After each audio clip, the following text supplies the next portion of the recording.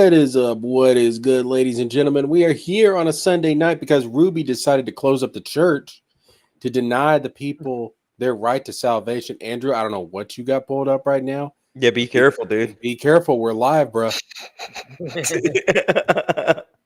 so much porn. Why is it all hentai? It would not surprise me, bro. It would, honest to God, not surprise me. So many tentacles. It makes no sense. Yeah, just Andrew's whole porn collection pops up and it's like, and there goes my channel. Thank you, Andrew. Just as I planned. I mean, I don't know why you'd go after Jesker. Jesker hardly ever streams anymore, so it's not like he's taking food out of your YouTube mouth. Yeah, you don't even stream hardly, Andrew. Like, when was the last time you did a stream? I don't know, like probably several months ago. It was about a month ago. I think you and Wungun done a stream or something because I was in the chat. Yeah, probably. It had to have been about a month ago because it was when I was back at my house actually. Oh well, you know what? Since you decided to bring up Wungun, let's go ahead and talk about the glorious cancel crusade that Wungun had against Cat Food Larry. You want to? And why it's been completely rendered redundant and unnecessary. Yeah. So I just don't get it, man. You know what? Hold on. Let me shout out to the chat. N2 Paints is asleep. Summer Swan is asleep. Yeah. What's up, Victor? Just finished making my mom homemade chicken soup. Why do I not get soup? That's not fair. I'm hungry. You're not his mom? I could be. Oh. It's 2025. I could be whatever I want, Cynic. That is also true. I keep forgetting those rules. N2 Paints is doing some copyright stuff and drawing Invincible. They're going to sue. Minus yes, it's invincible minus the gore. Then what's I hope the you point? also get sued. Yeah. Maybe Wungun will sue you guys. Jesus Christ. Look, man, I just don't get it, bro. Like, what do you not get? We don't believe in cancel culture. Agreed. All right. I mean, how long have we been? And this is not even including Comicsgate. It's just people online in general complaining about how cancel culture has been running amok. All these people are losing their jobs because of their political beliefs, you know. And we've been complaining about it for, I mean, shit, man. It's like been a decade pretty much. Yeah. So we get on here and we complain about cancel culture. Yeah. And then we have people like Wungun who go out and try to cancel people. Okay. Yeah. And then it's not just Wungun, but there's been fucking other people that have been going out here that are who? Diaper Larry. Yeah, Larry has never been part of the anti-cancel culture thing. But I thought you were talking about people. Yeah, technically he has been a part of it because he says originally he was a part of Comicsgate. That's true. That's true. Okay, yeah. But I thought you were talking about people who are now part of the cancel culture. Yeah. I don't believe in canceling anybody for whatever their political beliefs are, whether it's on the right or the left. But apparently, maybe I'm the only one who actually believed that shit. So now that we have people like Wungun going out there trying to cancel Larry, and it's like, bro, here's what you do, all right? This is what I believe. I believe that when, whether it be a mainstream company or an independent creator, whoever it is, I believe that when they come out with a product, if that product is not good, if it's not up to snuff, you have every right to critique them, to review them, to point out the flaws, to point out the issues, whatever it may be. And then if they go and they turn around and they say, "Oh, you're not being legitimate. You're not, you're reviewing or critiquing in bad faith, or to some extent, saying like, oh, you're racist or sexist or homophobic or whatever, in order to try and discredit your review. That's bullshit. All right. That's what the mainstream did when it came to people critiquing the Star Wars sequel trilogy, because that's kind of the origin of all this stuff, really. That's where it kind of began. No, I think it actually started with Gamergate. Gamergate happened around the same time that the sequels were coming out. I don't think so. Let me check. When did Gamergate start? Because the Force Awakens. Okay, well, it was around the same time because Force Awakens came out in 2015. Okay, release date of Force Awakens. December 2015. Fucking nerd. 2015. Yeah, so it was. Yeah, so Comicsgate came before. You mean Gamergate? Oh yeah. Gamergate came before the new Star Wars movies. Gamergate started in like 2014, 2015. But the thing is, like, I don't think the whole Star Wars thing started with the Force Awakens. Like, I think it got started with Last Jedi. Yeah, it actually got started with The Last Jedi. Yeah, I mean, there was people that were critiquing The Force Awakens, but I don't think they were calling it woke, because like most of the critiques, were basically like, it's just a rehash of A New Hope. Well, some people, okay, so some people were pointing out, and this was mostly casual fans, keep this in mind, were pointing out how Finn was a stormtrooper. Yeah, okay, and they were saying he should have been the main character. Well, no. What I'm saying is that they were saying like, oh, this doesn't make sense. Aren't all the stormtroopers supposed to be Jango Fett clones? Like, that's what a lot of casuals believed. Yeah. See, I know because I read into the extended material, is that at some point, and this is true in both canon and legends, at some point, the clone troopers were phased out. Yeah. And civilians were brought in and trained to be stormtroopers. Now, they never state that in any of the movies. Well, they never stated, but I think it's heavily implied. That they like take. But remember, we're talking about casuals, right? A casual fan is going to go from episode 3, where you had the clone troopers, under the control of Sidious. They're wearing, the precursor to stormtrooper armor. We go from that into episode 4. Mm-hmm. So I can understand a casual thinking that even in the original trilogy, okay, I guess they're all Jango Fett clones. Now, that being said, going into the sequels, there would be no reason for a casual to think otherwise, that it's not a Jango Fett clone. So now they're wondering, okay, why all of a sudden does this stormtrooper not look like Jango Fett? So, right. But my point is that when a lot of people pointed that out, instead of saying, oh, well, they're uninformed, they don't understand the extended lore, they're just casuals, the first thing they said was they're racist. That was the first thing that people jumped to, that when the casuals pointed out that, why isn't he a Jango Fett clone? Right. Now, why? See that was kind of, to me, that was like the first time I noticed it. I'm like, wait a minute. Why are we jumping to the conclusion that these people that are complaining about, Finn not being a Jango Fett clone, why are we jumping to the conclusion that they're racist? I just assumed that they were uninformed on Star Wars lore. Because it was Obama era, and like if you make any criticism of any person of color, it's automatically racist. But that was what I'm saying is that's when I first started noticing the problems here.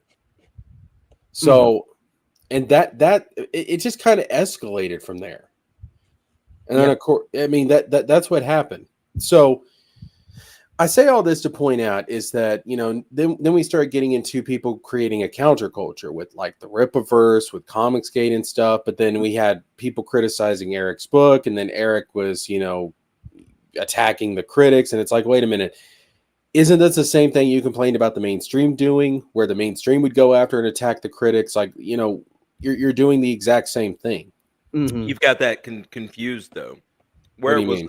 Where it was pitched, where the fans had it as an idea as it was going to be a counterculture, or I forget what it's called exactly. Um, it wasn't. He always Rippaverse was always meant to compete with Marvel and DC. He never saw himself as counterculture or not being in the mainstream. I always took it that he was trying to be better than the mainstream. I'm gonna dance on the graves of Marvel and DC. Yeah. But that still means that you're not indie, right? You're not doing counterculture at that point. You're not trying to build a parallel economy is what everybody assumed it was, right? Mm-hmm. And that's never what I think. I don't think Eric ever intended in his head for it to be that. But I think he allowed that narrative to run because that's what people were happy about. Yeah, they wanted to hear that. Yeah, So they you think- want a parallel economy. So you think he misled everybody? Yeah, I've always thought that. Yeah. Well, that makes him even worse. Yeah, that's been my point of view. That's been my sticking point with him almost from the word go. Because he was also saying, like, my book's gonna be all apolitical, and I'm not gonna be doing any politicking, doing anything like that. But yet he promoted it on Fox News. Mm-hmm. And Why not didn't to you go? mention, Why didn't you go to? First of all, then why are you a commentator on the Blaze or a contributor to the Blaze?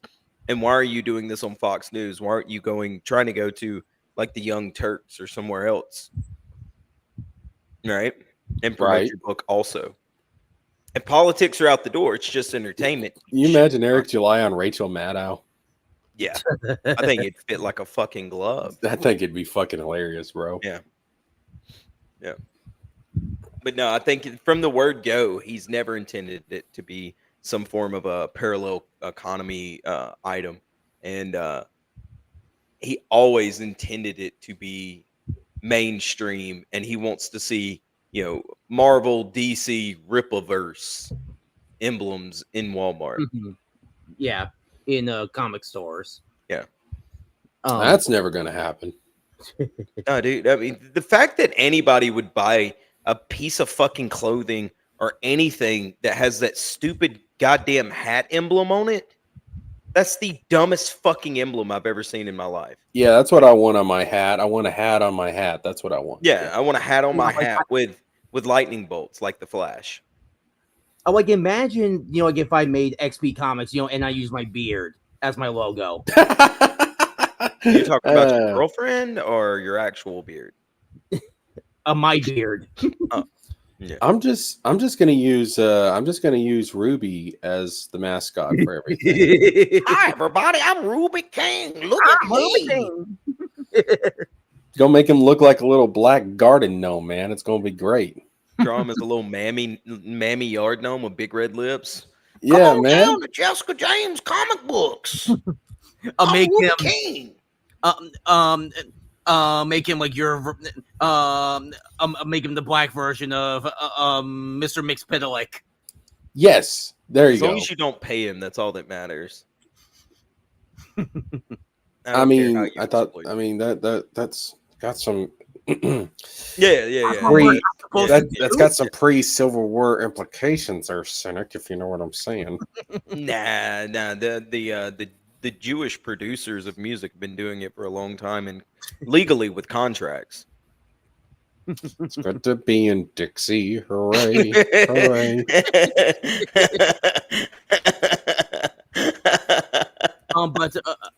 But speaking of Eric, like another studio is like trying to start beef with him. Who? Oh, wait a minute. Hold on. Let me get through my one gun point. Yeah. So I bring all this up to say is that the way that this is supposed to work, if we're going to stay true to the principles of fighting against the mainstream's bullshit about attacking the fans and everything and cancel culture and all that stuff, is that we don't go around canceling people, whether you agree with their politics or not, whether they're left, right, center, whatever. All right. We don't cancel people. That is one of the things that this whole movement started out on, is that we do not cancel people for their politics. And then you have One Gun going and try and cancel Cat Food Larry. Now, the thing is, all of us get on here and we critique Eric July. Yeah. We critique Cat Food Larry. All right. We have every right to do that. We have every right to critique this stuff. Just like how Mike Partyka has every right to critique Liam's Dino King. Agreed. Now, of course, I agree with what you've been saying on various streams. You know, like all these people have the right to, you know, kind of push back on the critique as well. Yeah. I don't think they have the right to insult people for their critiques. Because at that point, then the fans and the critics have the right to insult back, which is kind of what the whole Rippaverse thing has devolved into. Yeah, I agree with you on that because, well, my point was saying all that was that if you're the creator of something, right? Me as a consumer, I might get something out of it that you never even intended. That may be good, that may be bad, right? Yeah. Because just like a piece of music, you ever listen to a piece of music when you're going through something in your life and it means one thing, and then later on you sort of get something else from that same song? Well, you ever had that happen? It's kind of funny that you bring that up. You know the song Blue? Yeah. Where, you know, I'm blue, dabba dee, dabba da, whatever. Okay. See, to me, I always thought that was about my birth because I was a C-section baby, and my oxygen got low, and I was blue when I came out. So I thought that song was created in honor of my birth. Got you. Yeah, that makes sense. That's what it meant to me. Yeah, and that's my headcanon. All right. Anybody that says otherwise can go fuck themselves. You can. Yeah, they can all go fuck themselves. I agree with you. Yeah. And now, does the song mean something different? Yeah, Blue Balls. Oh, yeah. So now the song is about Wizard of Wordplay. Yeah, shout out to Wizard of Wordplay, man. Shout out Wizard.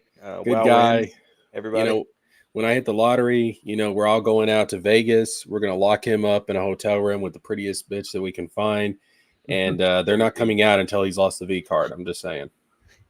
But yeah, so whenever you consume art in any shape, form, or fashion, what you get out of it may not be, you know, the author or the creator of that art is hoping you get, you know, what they're trying to put into it out of it, right? Right. But you may not, and it may fall flat. It may go over, you know, swimmingly. And I think the actual artist has a right to rebut and say, well, no, I meant this here, or when I was doing this, I had to change this because of that. Maybe that's the reason it, you know, doesn't flow well or something, right? They have a reason to explain what they were doing in their art. Right. The problem is, like you said, when you start pushing back in a way to where you're criticizing the critique. Yes. And going, well, you just don't get it because you're dumb, or you should have done this and you would have understood that. Nah, man, that's the wrong way to push back. You should just explain yourself a little bit and, you know, give the audience a little peek behind the curtain. That's I agree. Ruby says Wizard will probably board the hired woman with random facts of comics he never read. Hey baby, can I tell you about our Lord and Savior Thor? Hey honey, can I tell you about this YouTube channel called Comics Explained? It's really saved me a lot of time. Into Paint says, but if you have to explain it, then it failed. Okay. Not necessarily. I do this with music mainly, right? Have you never not like watched an interview with an artist and listened to him explain like the meanings behind songs and stuff? Yeah. Well, of course, like, you know, like look at Lord of the Rings, for example. How many letters did Tolkien write? Oh, yeah. Where he explained his intentions behind all the a literal shit books ton. full. Yeah, like literal books. Like the War of the Rohirrim. Yeah, that just came out. That's not based on any books. That's based on letters that Tolkien wrote. No, Stray Beans. Eric's not justified in any of the. That's my point. Is the way he handled his criticism, right? Because if you go back and watch that video where he's in that red fucking tank top, red shorts, and I think he's like sitting on like one of those medicine ball things because his fat ass broke his chair. He's not handling Dick Masterson's criticism, right? He's just screaming and yelling, calling names, right? He's not critiquing the critique actually, or explaining. Word. Well, I never know you anymore, Stray Beans. I never know, man. I just never know, bro. But no, like Eric July he handled that completely off base. Yeah. Instead of just going, and that's what kind of turned me off and that's what completely his skin color turned me did off that from for him. me. But that's just personal. That's Well, anecdotal. Into Paints, I think, has a point. I think what Into Paints is trying to say, and correct me if I'm wrong, but if your target audience doesn't get what you're trying to say, it hasn't worked. You need to present your story in a way that when it's presented, it is understandable and coherent. That doesn't mean you have to explain every single plot detail or every single mystery in that moment, but you have to be able to read that portion of the story and have it be coherent. Because you don't want to. Because you don't want to accidentally, spoil your own story. Here's the problem with like the Leem thing at Partyka, though. I don't think Partyka is Leem's audience. No. We'll talk about Partyka in a second. Let me just wrap up my Wungun thoughts real quick. Yeah. So at the end of the day, Eric's business is going downhill. We can all see it. Like the money coming in is it's dropping off. We can all see that. No, it's not. You're racist. No, it's clearly dropping off. I mean, yeah, it's clearly dropping off. Yeah, slowly but surely. It's taking longer than I thought it would, but it is happening. It's about right old time for me. I've said if you go back to the early CG churches, when somebody asked the question, "How long do you think the Rippaverse has?" I said, I assume it's going to limp along for another 2, maybe 3 years. I agree with that. Yeah. So, it's actually probably a little accelerated based off my math. If I went back and looked at the numbers that I was looking at back then. Yeah. I said originally I thought this would be 2025 would be the last year. Especially now, though, that we know all of his people are basically contracted, right? Because he came out a couple of weeks ago and said that, what it is, do you know them people ain't at the warehouse all the time? They just come in there once in a while when I need them to do something there. People just walk into the warehouse. They don't be hanging out there. So we now know, based off the insurance thing with the young lady that had cancer, God bless her, and then what he has said himself, that these people are contracted. So that extends the life of that business even longer, because he's not always having to put out a paycheck for these people. Right. So. See, I was saying last year that I thought 2025 would be the last year that the Rippaverse would exist in the form that it currently does. It's in not that it would disappear form already. If you look at it, not that it would disappear completely, but that it would be dramatically scaled back, or maybe you would be forced to do digital. Like it was going to be diminished essentially. Well, if you take a look at it, right, even though he's like new, or that it'll have to go under new management. If you take a look at it, right, and this is going to be a little weird to explain, it's diminished. Even though he's ramping up, books, he's putting out more books. If you look at the quality of the books, they're bad.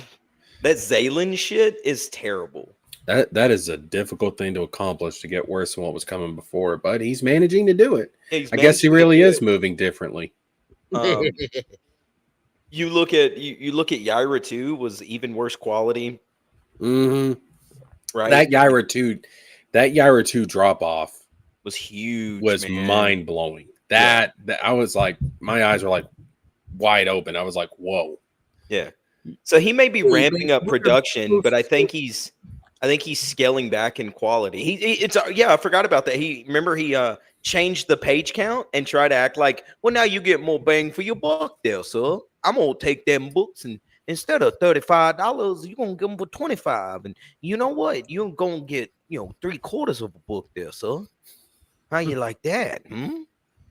But the page count, because based on the math there, if you hibbity and then you move the jibbity and then you carry that back with the shoulder hair there, you get more bang for your buck per page. Nobody gives a shit, Eric. Nobody's doing a page count based off of like, did this page cost me 38 cents or 25 cents? you're an indie comic creator. Give quality. That's all people want. Yeah. They'll pay the $25. People don't care. Listen, people don't care about all the now. Artists do. I get that. People in the industry do, but you're the average customer. They don't care about all that minutia. They don't care about that minutia. You and me are the average customer. You and me are would be his target audience, right? And he completely missed us with that bullshit. We don't. Neither one of us are artists. Neither one of us are like major writers or anything like that, right? So. We're not critiquing his work based off of our expert eye, right? I mean, he yes. missed us with all of his bullshit, every bit of it. Have you ever bought a Rippaverse book? I bought the original ISOM. That's it.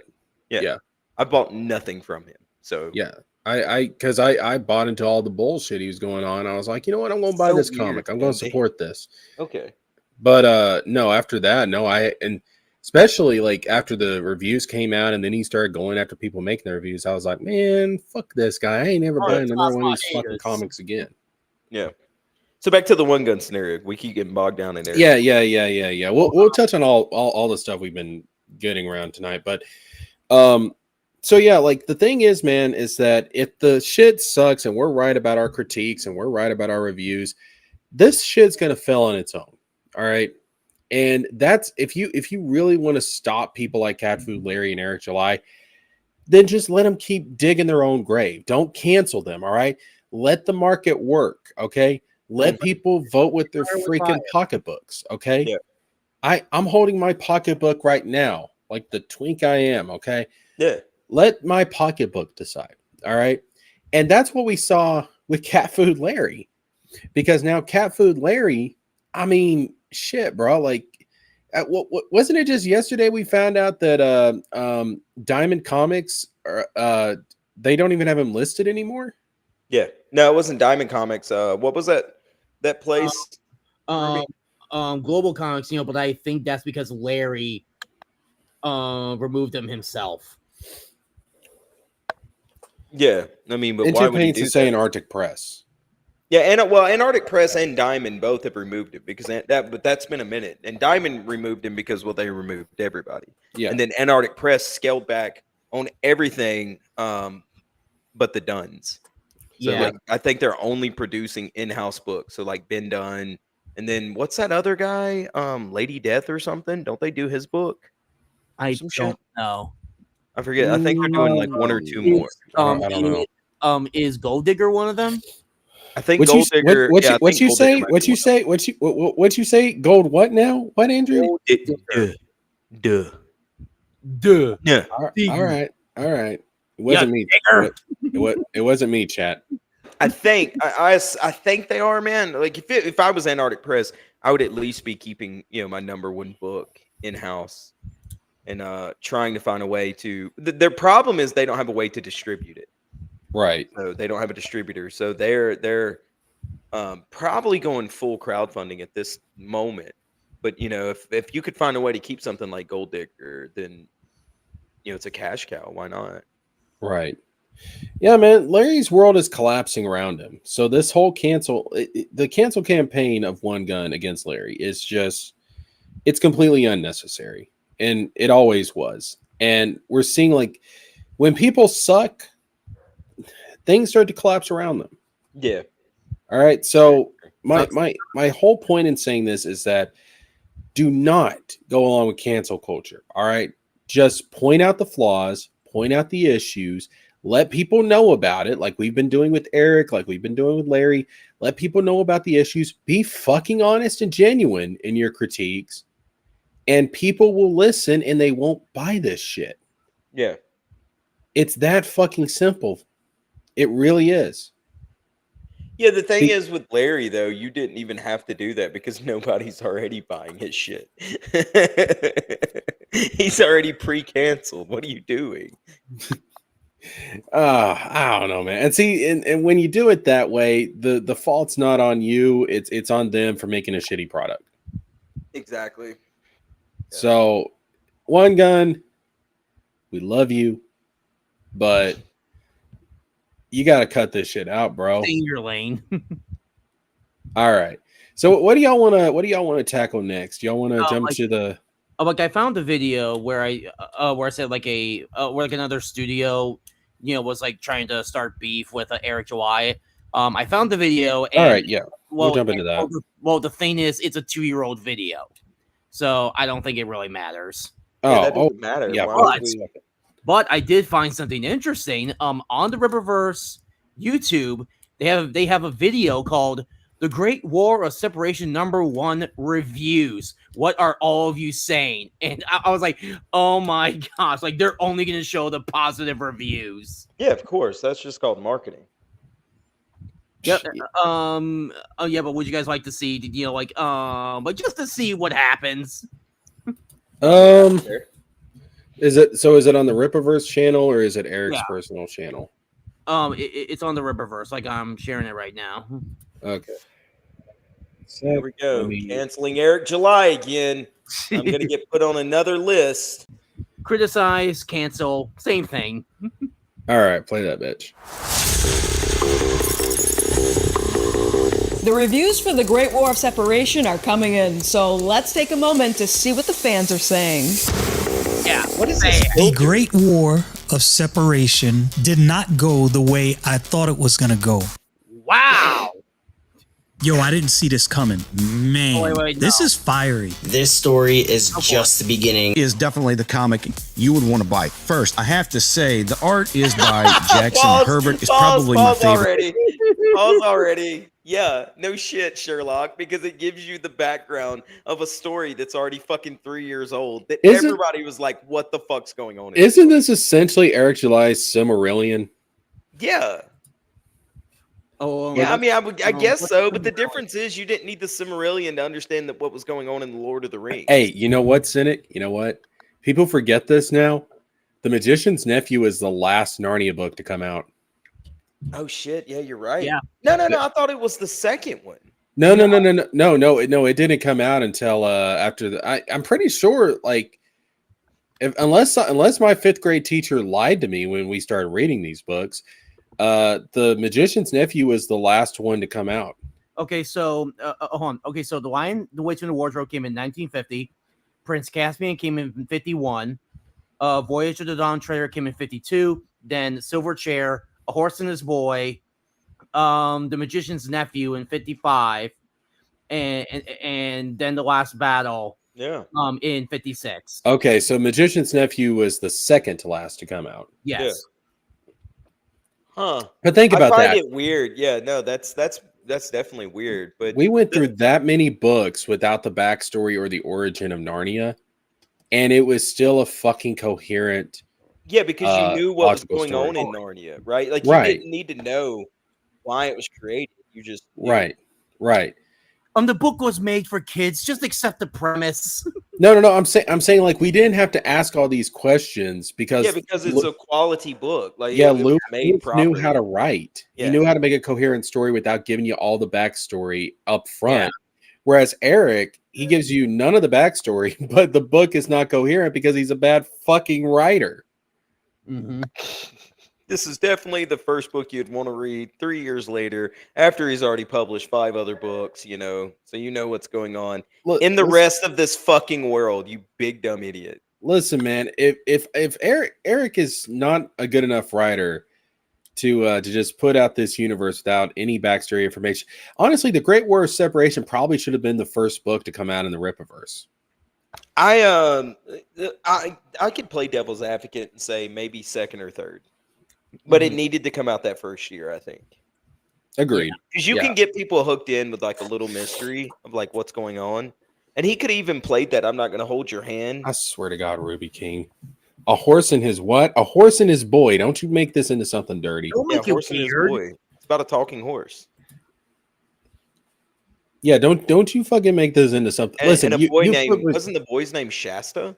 I believe so, yes. Shasta. That's probably my favorite book out of all of them. I swear to God, Ruby. It didn't even have the people from Narnia in it until the very end. Narnia is basically what if Jesus, but in a world of talking animals. Yep. That's Narnia. It's like what if Jesus in a world full of Ruby Kings? Ooh. Talking animals.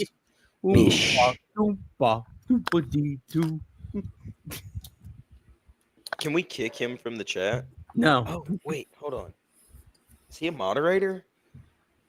Is Who, King Ruby? Moderate? Yeah. Yeah, I think I made Ruby a moderator. Oh, you suck. I was gonna Yeah. time him out. I made a mistake. I made a mistake. I know. Yeah, you shouldn't have done that. That's a bad Jesker. Yeah, dude. Oh, wait a minute. I can remove his comment. Wait a minute. Hold up. I think I'm a managing mod. So I just thought of something. Mhm. Did I make One Gun a moderator?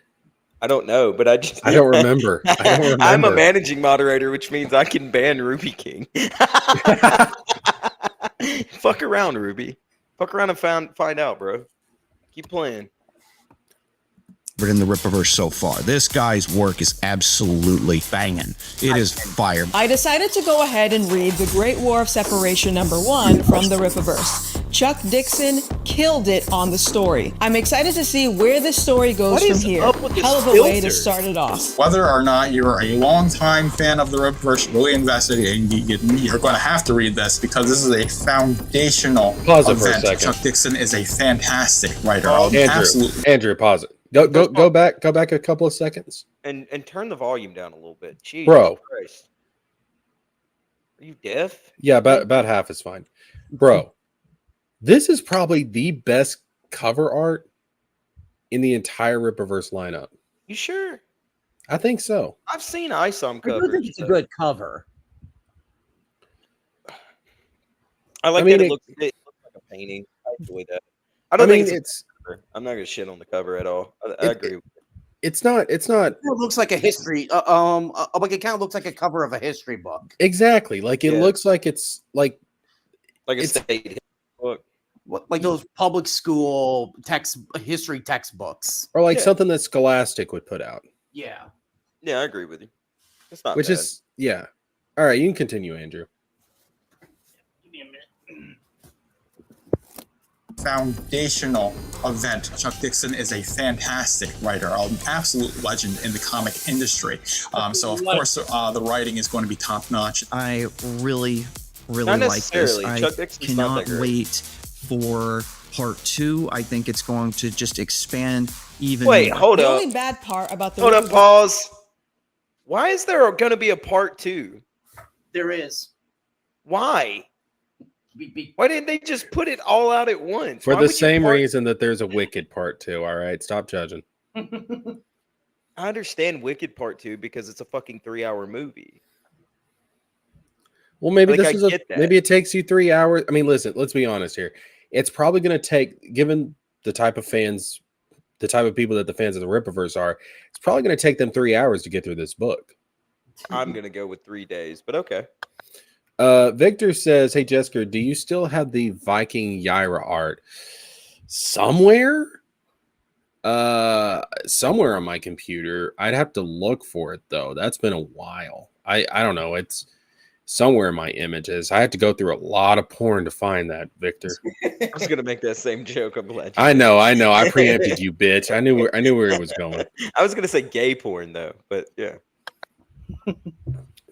All right, go ahead, Andrew. Versus Great War of Separation #1 is I didn't get enough. I thought the book would be good, but I didn't think I'd end up liking it more than The Horseman. Yet, here we are. The story has me, and I think it's my favorite book visually to date. This book found a way to connect me to characters emotionally in such a way that I felt anxious at certain points in the book, like I was inside the book. It was so good that I was literally like, if I could. It was so good.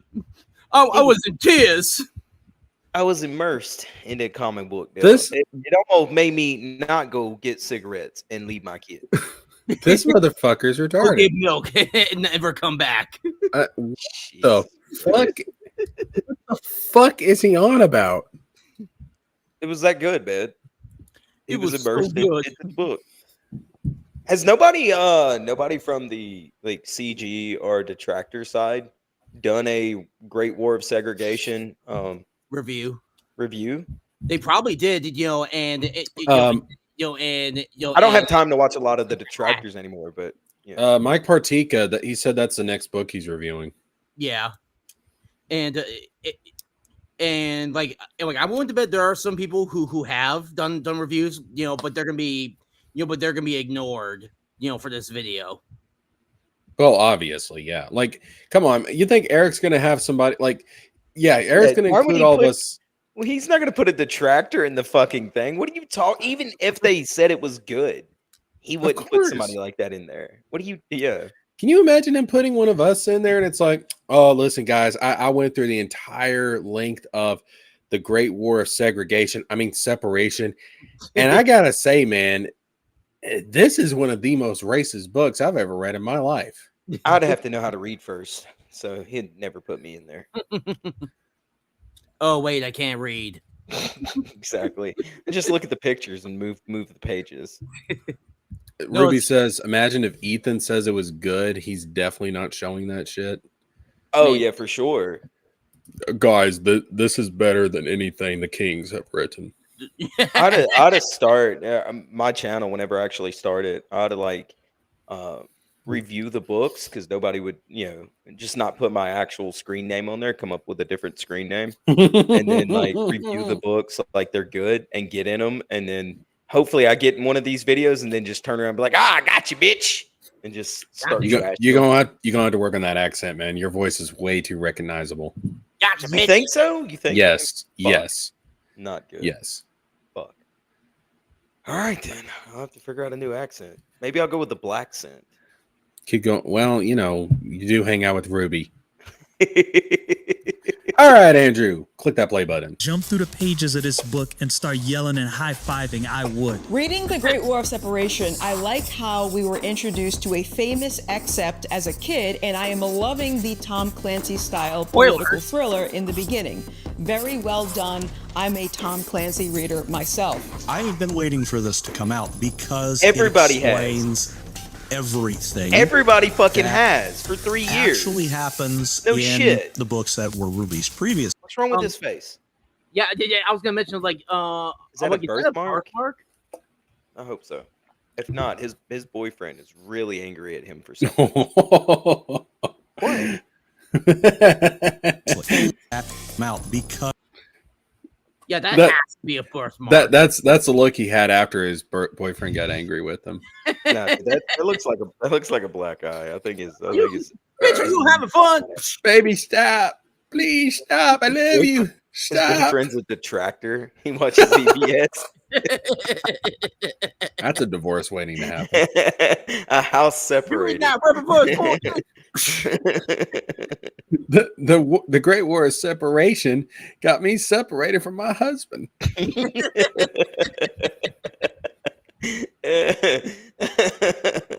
Hey, Ruby King, go fuck yourself. How about that, birthday boy? His birthday's over. You can just talk shit to him normally now. That's true. Mr. I'm fat and gonna take a day off. Like streaming takes so much fucking effort. Not with him anyway, because he does nothing for the streams. And he's leaving all the time too, so Yeah. That makes you wonder if he's even interested in streaming at all. He says he is, man. We know. I think he's just a drama farmer. Because it explains everything. Finally. Like, seriously, actually dude, what the happens fuck are you talking in about? the books that were released previously. Holy crap. I do not know when the next one will come out, but I am going to get it. This is storytelling. Some of the best storytelling that we've seen from the Riververse so far. It's what I've been That's waiting not for a high bar, for man. a No, very it's long not. time, since the very So he's the beginning, fastest kid in the Special and Olympics. cannot wait to see issue 2. Just finished reading The Great War of Separation, and man, what an introduction. The art by Jack is awesome, and seeing the formation of an all-out war... Pause it. Read it in 2 paints. Hold on. I'm going to do this in a Ruby voice. Quite nice to have a stream without Ruby shouting and hollering like he's looting Walmart in Portland. You always, if next time you do a Ruby impersonation of reading, the first couple letters couple words have to trip you up. Because he's always like, quite nice to have a stream without Ruby shouting and hollering like he's looting a Walmart in Portland. Like every few words he gets confused. We're gonna end up pissing him off, and he's gonna want to come in here. You know that, right? I don't care. What Ruby wants. It's Sunday. He ain't got me on. He ain't got chains on me today. He ain't got me carrying him through a 4-hour stream of him going, "Hey, Cynic, I'll be right back." Hey, Cynic, I'll be right back. Hey, Cynic, my mama's calling me. I'll be right back. Hey guys, I'll be right back. Yeah. And then coming back with ramen and slopping it, chugging fucking Arizona teas in the fucking microphone like a lunatic. Like you have a mute button, right? Like just watch this. You can't hear anything, right? Oh my gosh. What sorcery is that? Yeah. The mute button's not always your friend, but you know, I had to learn that the hard way. Continue, Andrew. Is really interesting. Dino seems like an awesome character, and I can't wait to see more of it. I wish it was longer. There's so much to the story. It's very historical in the sense of like this is like the history of Rippaverse universe and like how Texas became their own country and everything, and there's just so much to it. But at the same time, when I finished reading it, I could tell. Pause. Does this N-word have bifocals? He does. How do you have bifocals, bro? You're like 12 years old. That is a hairy 12-year-old man. Look at him, bro. He's clearly got a pituitary problem. He's like, how do you have bifocals at 14? This guy is he's so unsettling to look at. It's like it's not like he's a horrendous looking guy, right? He's not, unpleasant. It's just confusing to see him. Doesn't that face like he's just like, imagine him just staring at you like that. Oh my god. Then all of a sudden, oh no, I figured it out. He just sticks his tongue out and goes. It's like he is albino Ruby King.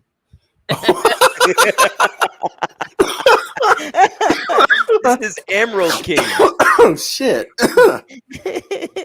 Albino King. Wait a minute. Would a white Ruby King, would that just be Sapphire King? Yeah, I guess so. Because that's the opposite of a ruby. Yeah. Ruby says, "That's it. I'm leaving." Yeah, I know who Weapon X is. Matter of fact, I feel kind of bad for having Weapon X block me on Twitter. And I tried to get people to get him to unblock me, and they wouldn't do it. They wouldn't talk to him for me. I was like, man, I'll be nice. I'm not making fun of Ripitards anymore. I haven't done that forever, actually. I mean, you won't, but Dude, I haven't made fun of any Ripitards. No, I mean, be nice. No, yeah, of course. But that's just my personality, right? I'm a lovable little scamp. Yeah, a lovable little scamp. Let me ask you something, Cynic. Were you the one that was always doing all the bad shit and then framing it on your siblings? Yes, actually. Yeah, yeah, that makes sense. That lore fits. Yeah. All right, Andrew. It was just the beginning. Like there is so much more that's to the story. To the lore of the Rippaverse, the Great War of Separation. And if you're interested in the Rippaverse, I would honestly recommend starting with the Great War of Separation. It just has so many elements. Pause. That is not a selling point, man.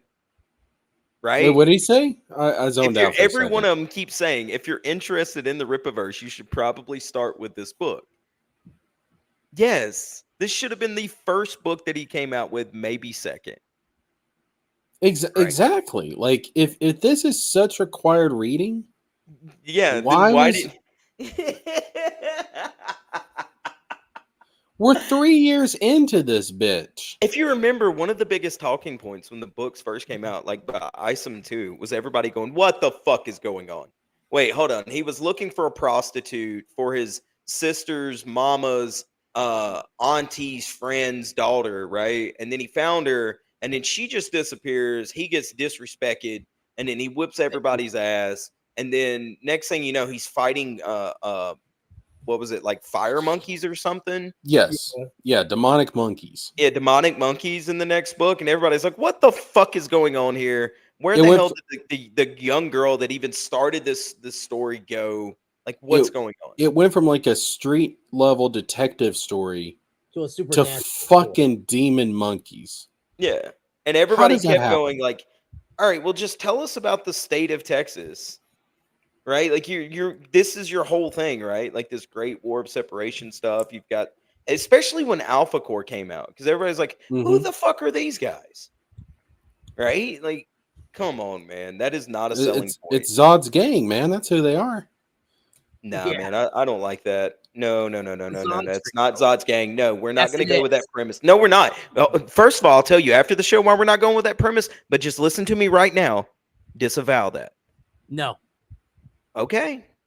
All right, then. When I tell you who you're going to be associated with, Andrew, you're not going to say no. No. Okay. He will. He will. Okay. But amphibian Andrew. Oh. What? Oh. What was that supposed to? Yeah, that's who came up with that premise, by the way. Who did? We'll talk about it later, Andrew. Go ahead and continue. From other Rippaverse books that make them fantastic, that if you enjoy this, you're going to... Oh, wait a minute. Like, are you saying that Frog Tony started that thing? Fuck, He sure did. I watched the video. No, he didn't. I started that. No, you didn't. He started that. He started... Dude, you're a fucking liar. I watched the video. I watched the fucking video. He did that years ago. Whatever, man. It was one of his first ever Rippaverse live streams. Man. Propaganda. Dude, I watched it. Baki asked, "Can I join the panel, Jesker?" Yes. The invite I'll link DM is. him. I'll DM him the link. I mean, you can, but it's also just pinned in the chat. Yeah, I always forget you do that. Yeah. It's an open panel, guys. Don't come on here talking shit. It's not an open panel. We only open panel, everyone. No, stop it. Stop it. Everybody, come click the button, everyone. You can jump in, but I have to approve you getting in first, bitch. Oh, well, he has the legal right to say no to say no to anyone. That's right. Mm-hmm. Did you guys see the Rippaverse post today? No. What happened? What Rippaverse post? Yeah, I just saw it. Yeah, I just saw it. Did he say he's closing up shop? Is it over? No. Did we win? It's finally they're finally talking about the demon monkeys. Okay.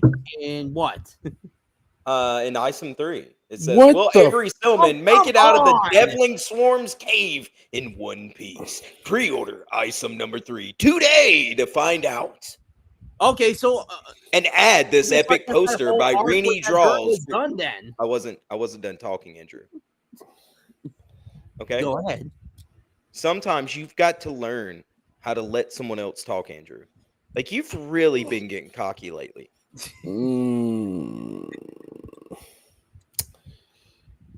Where the fuck is Jasmine? Dude, I'm so I've been asking that for 3 years. Forget the demon monkeys. Where the fuck is Jasmine? Well, like, he did find her, like, in the first one, and like she just told him to fuck off. Yo, Baki. What's up, Baki? On OnlyFans, bitch. What's up? How you doing, Baki? Good. Ruby King says Jasmine is dead. I mean, probably. Sleeping psychopathy calls me a ducking hypocrite. Look, hey, don't call me a ducking hypocrite, okay? Damn, and 2 paints. Jasmine births the monkeys out of her ass. God damn, y'all are more raw over here than y'all are on CG Church. Did everybody else get the book? Dude, the thing that gets me about Jasmine, like, who is Jasmine to Avery? Like, what is their connection? Daughter of a friend or something. I don't know. It's maybe his concubine.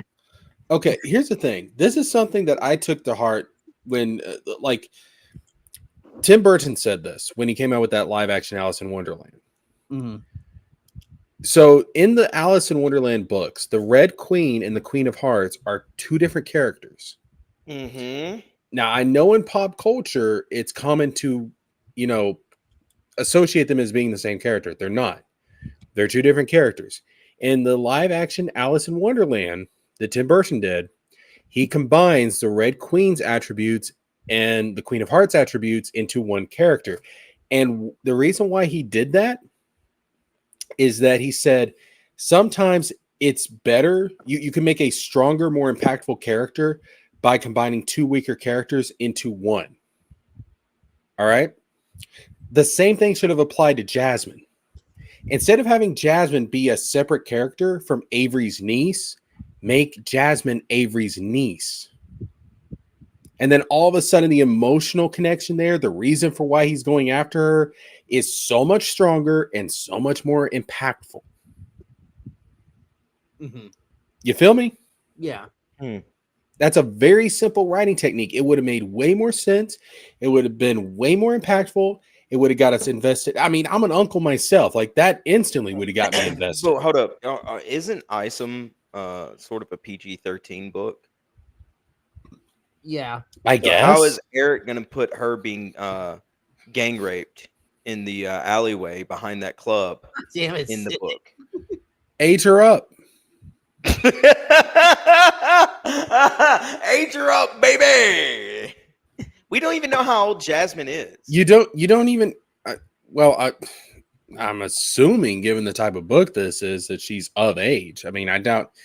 I mean, daggum, man. If Eric July is going to go for that, I mean, shit, with the underage character. I'm not saying you can't. I'm not saying you can't do it, but that's for a darker story. And let's be honest here. Eric July is not a good enough writer to handle a deep subject like that with any sort of class. You feel me? And I don't care how hood he used to be. Yeah, I mean, it's my point is that, like, I think it would have been, I think that's the route that he should have gone. It would have made it much more impactful, and you could have got invested in it emotionally much easier. But again, Eric is not a good fucking writer. Oh, like I was once like coming up with like sort of like a little parody comic of Isom, you know, where his sister is like, hey, you need to find Jasmine. No, would you do it for a Scooby snack? Okay. Wow, that was racist. Scooby snacks are not racist. You basically called a black man a dog, dude. It's a Scooby Doo thing. But even Shaggy ate them. Wow, just wow. I should I kick Andrew? Yeah, always. Jesus Christ, Andrew, play the video before I kick you. then I'll just keep it paused forever. Joy other ones. Eric July has created a thrilling epic that truly makes the Rippaverse have a unique landscape from which to tell its stories, particularly North America, which has been brought to life by the great Chuck Dixon. All of this is shown by the astoundingly brilliant art by Jack Herbert.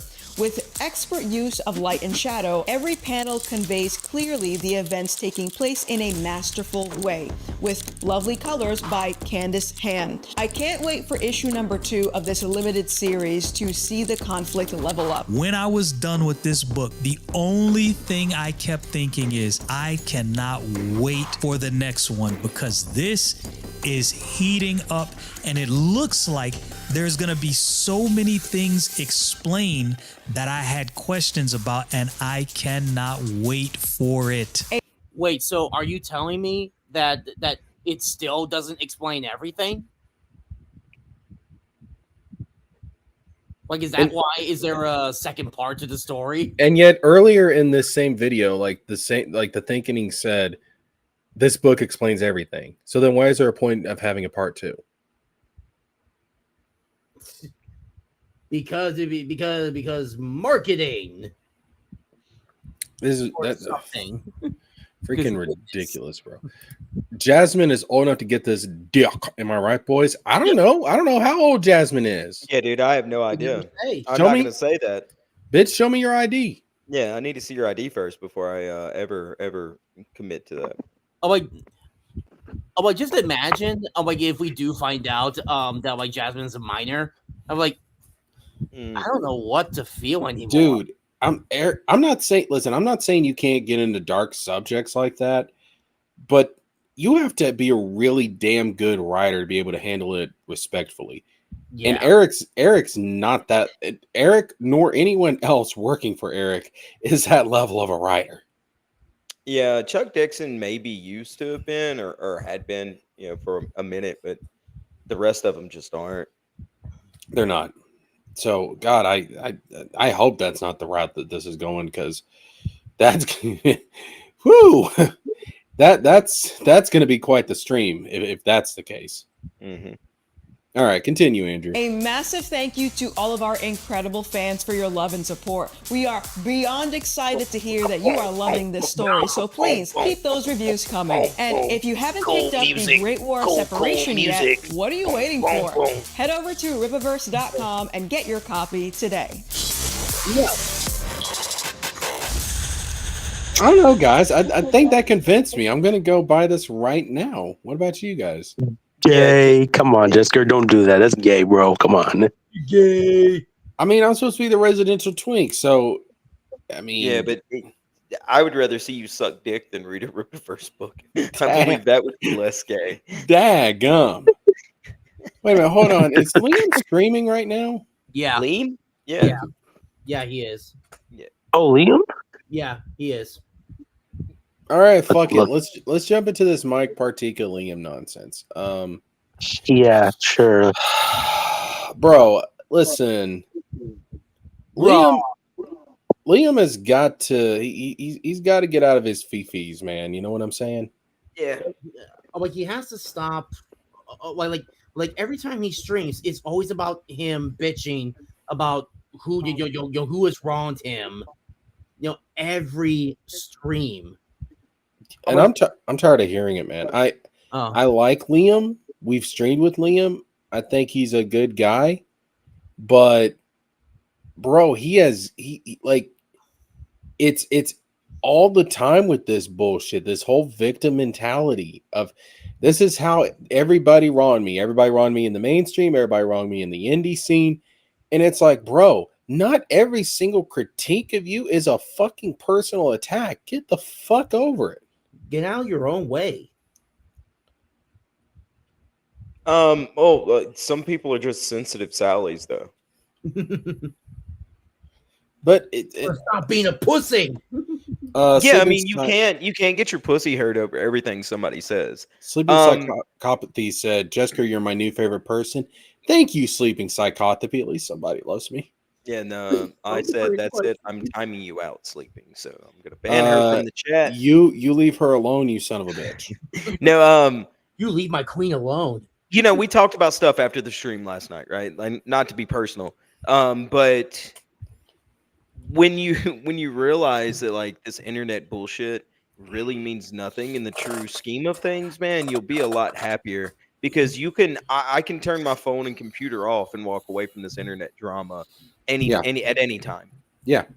About the only thing that I think could affect you internet wise is if like you have relationships with people or whatever, like those can affect you, but that's again, you can just walk away from it. It's not like you're living in a house with a wife that hates you or a dad or a brother or a neighbor or something like that where you can't escape these people. It's the internet, man. Quit living inside your own feelings with this bullshit. It's not real. It's just not.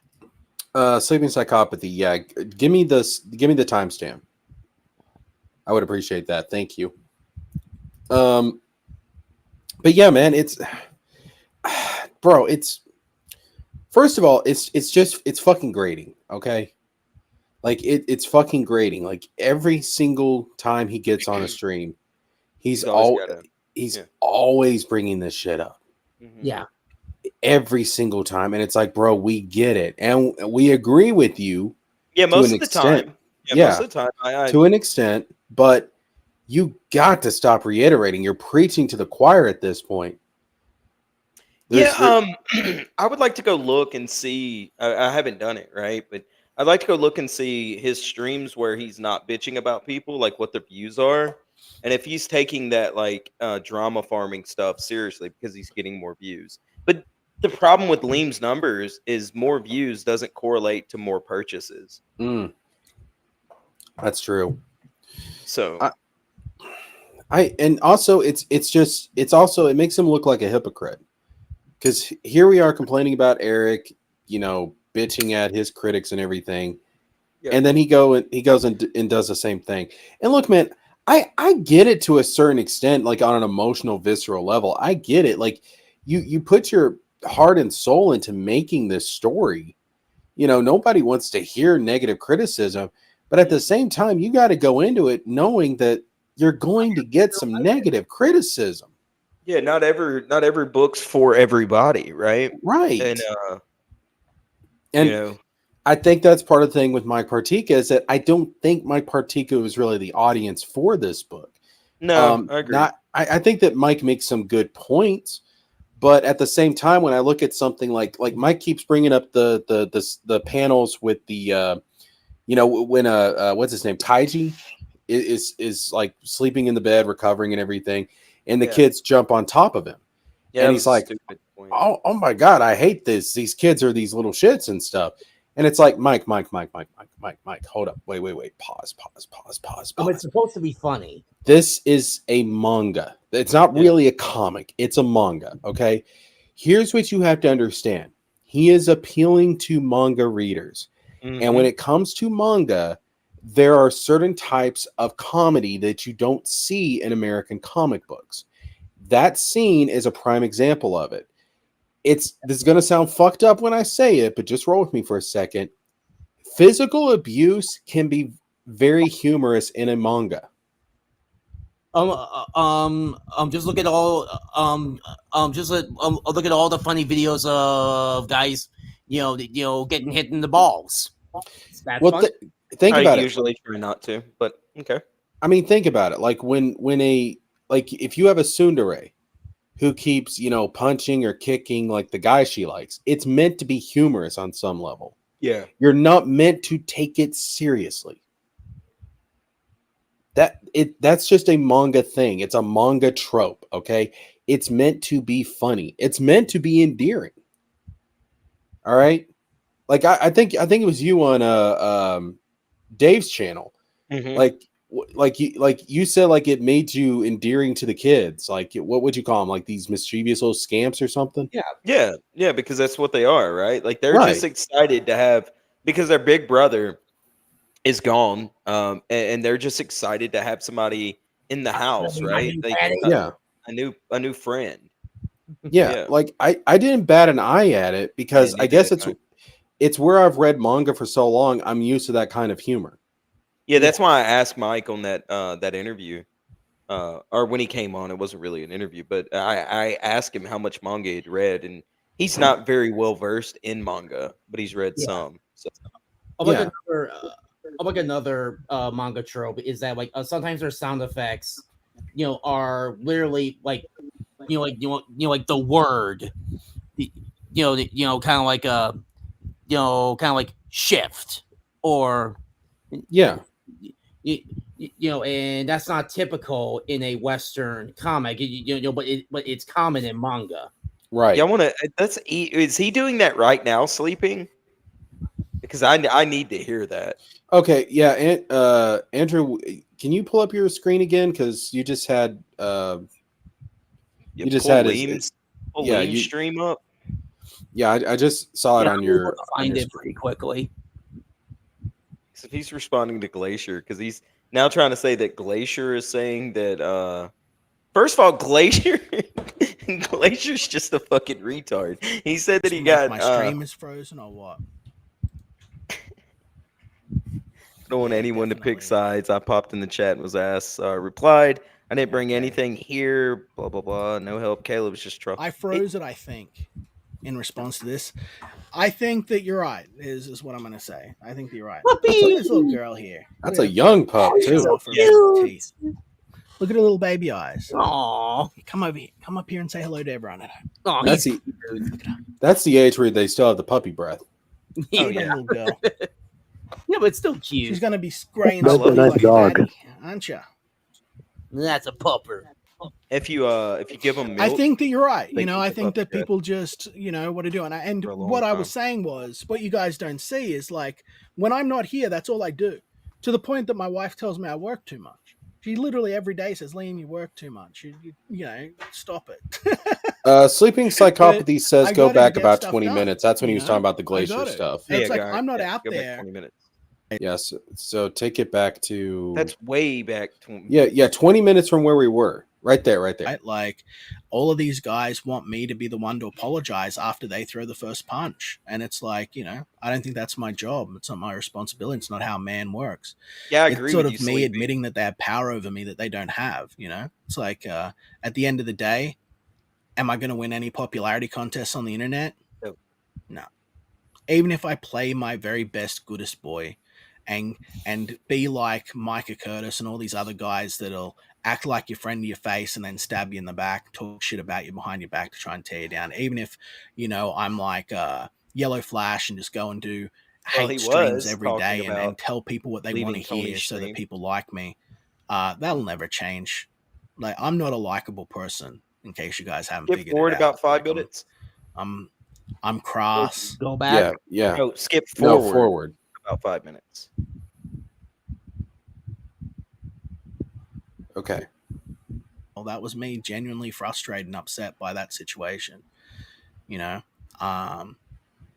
But I don't think that was abusive. I don't think it was evil. It's just sort of the same talking to you'd give to anyone, right? Like, it's like if I wasn't doing my job, like if a teenager was slacking around instead of doing their job, you'd be like, what are you doing? What are you doing? Get off your ass. Honestly, Grumpy, I don't know if Katie is the reason I don't get on back on Tony's. I'm not going to stand idle as Katie piles on me with Ali Sanguis, Finatra, and Dark If calling me a PDF. I'll always defend myself. I don't know. I haven't heard Katie do any of that. I don't know. Neither have I. What are you fucking talking about, bro? Where the fuck is this coming from? And why didn't you mention that in your fucking video that you did that was 7 fucking hours long? 7 fucking hours. I watched that entire fucking video, and that motherfucker never mentioned that one time. And he brought that Ali Sanguis, Dark Gift, and Finatra video up. So, cope, seethe, maul, bro. Do more cocaine. Yeah, I don't know where the whole cousin thing for Katie came from, because I think he made that the fuck up. I think. Mm-hmm. Well, I mean, we were talking about this. It's just a Southern trope, man. First of all, if it was her third cousin, who gives a fuck? Yeah, I don't give a fuck. If my third cousin was hot, I'm sorry. That's my. I don't give a fuck. I probably never even met them. Do you know what? You are barely related to a third cousin. I mean, the genetics are so diluted at that point. Who gives a fuck? You and I talking about this is not good optics, by the way. What? I mean, it's a God's honest truth, though. Listen, yeah, I'll fuck my third cousin. I'm telling you, right, listen. Listen here, y'all. I'm telling you right now, okay? My third cousin comes over for Thanksgiving, and she and I kiss are that bitch vibing. right on the mouth, man. If there's chemistry right there, I tell you what. That turkey ain't the only thing getting stuffed that day, okay? I'll tell you that right now. Well, I'd fuck the hell out of my third cousin. And that bitch is pretty. She got some nice eyes and a nice ass. That's right. Hallelujah and amen. You know what I'm saying? Look, man, at the Baptist preacher marry us, we'll get married. I'm not worried about it. Fucking it. Thanks, bro. Jesker, I'm Southern by the grace of God, and God tells me to fuck my goddamn cousin, third cousin, into. All right. Look, man. If God didn't want me to fuck my cousin, why'd He make her so pretty? I agree. Why'd He give her all them damn teeth? Huh? The teeth and the titties. Wait. What? It's a bad joke. No, Sleeping said, I once worked with a girl who accidentally went out with her half brother. Oh, Oof. God. I think Sleeping Southern too, by the way. Please tell me it was something where they just weren't aware at the time. Yeah, well, obviously. That's what the word accidentally means. Yeah, you're a literal fucking writer, bro. Do you not know what the word accidental means? Woke up the next morning, was like, wait a minute, he's got the same family crest as I do tattooed on his ass. What the fuck? Oh boy, there was like that. There was like that Family Guy joke, where Quagmire was trying to hook up with the girl, and she goes giggity. He's like, Oh God! Oh God! You watch way too much Family Guy, man. All right. And like they keep pulling up on my feed, man, and it just won't stop. Well, speaking of Family Guy, can we get back to live action Peter Griffin here? Hey, Stanley accusing me of striking your channel. I didn't strike your channel. I don't watch your channel, man. I got no Nobody beef with does. you. I don't really know you. I don't know anything about it. I got enough with my own shit, but I don't need to deal with other people's stuff. All of my trouble has come from me trying to help other people. I don't do that anymore. Now I help people by, if you're an artist, I help show off your artwork. I'll hire you to do like a pinup, even if you're not like super professional. You're just starting your career out. You know, I'll try and do that to encourage you. I'll give art pointers. I'll let you stream on my channel. But like I'm not interested in being. A ginger shouldn't wear that much orange and yellow. Plain and simple. Just saying, Leem. If that law stood, most government across the earth would be dead. I don't know what that's about. Please send him some hugs. Yeah. Clout, yeah. Clout. That's all it is to a lot of these people, and I never gave a shit. Where is Yana I don't give a fuck about clout. I don't care. People say like, "Oh, if Liam has all the success, why does he care?" It's like, well, because I care about my reputation. A grown man should not be moping this much about people critiquing his fucking comic book. I didn't ring it, babe. Your phone's meant to be I don't turned think he's off. even talking. Also, about as a man with I big didn't ring the shoulders bell. and a short neck, you shouldn't wear collared shirts like that either. Yeah. It's throwing that point out there. And why, if I rang the bell, why would you show up in my office without a sandwich? I was hostage in that room because I wasn't playing dinosaurs. Get back in the Oh, you weren't playing dinosaurs properly. That sounds pretty serious. Yeah. Back in there and make me a sausage roll. You Gets have up, to live. It's hard smacks her. to play Pow! dinosaurs the right way, isn't it? Yep. Very stressful. Do you want to do the stream in front of everyone that wants to paint you as a sort of psychotic lunatic, and I can play dinosaurs with the daughter? We swap. Do you want to swap? Don't do that. What the hell is this conversation? I'm It's sure so they will. weird, I'm sure right? everyone will love You you. And better hate be you. It's the joking. story of my life. What the You wanna hell swap? is I'll go going play with the on? dino. I'll turn the camera off, and you can sit here and talk to the guys instead of me. Is that what you want? Okay, I'm Yeah, you go feeling play dinosaurs. uncomfortable That's what I right now. I'm feeling Teamwork, very guys. uncomfortable. Oh, goodness gracious. Where is it? Leem is kind to the kobolds. Remember, I try to be kind to everyone. I, honest to God, try to be nice to people. I think I do give it to Leem. Leem is a nice guy. Yeah. Like I think he's really cool. When he talks about anime, because he has a vast knowledge, of all like the different animes. Yeah, he's really good on like the anime shows, and he was great when he first started coming on CG Church, and then he just sort of like quit coming. Yeah, but I mean, he is a nice guy, but dadgum. That's Ruby's fault though, because he found out Ruby was a black. Oh no. Yeah. Yeah, you can't do that. You can't do that. I'm back now. Okay, good. Move on. Yeah, thank you. Yeah, of course it affects me. That's why I said don't do that. That's why it cuts us out. It cuts us out. Where are we? We're back. Where is it? Moving down. I think I got disconnected earlier. It was House of R. He comes in, he says, it's the same usual suspects. Liam is crazy. John is a bully. By he means Malin is a bully. Ethan is a goat. Shane sabotaged PTP. All lies, and they just repeat. I am a cult member, a low IQ CG ass kicker, and I'm an asshole according to them. Seems to be the way. It's about politics and sides, isn't it? And that was something that I had to sort of come to and accept this year, which was hard. I don't know if a lot of you guys. Yeah, but none of these other guys, like that's their only talking points, and it's exhausting. Here in Australia, it's a bit different, I suppose. For me, it's not about sides. It's always been about people and relationships. It's about brotherhood. But I suppose it's different, and I suppose it's different in America, where it is just one side's good, one side's bad, and you pick your side and the other one's the bad guy. For me, I always sort of thought it was like, thought that was a bit silly. frankly. But well, we think you're silly with your backwards toilets and your upside down clocks and shit. Your kangaroos, which are just deer on hind legs. You ever thought about that? Huh? Yo, man, kangaroos is what happens when deers get too much inbreeding going on. You know what I'm saying? Kangaroos are what happens when deers take testosterone. That's what that is. Huh? You ever thought about that, Leem? Weird ass fucked up bipedal deers. Oh God. Son of a bitch talking about us like that. I swear to God.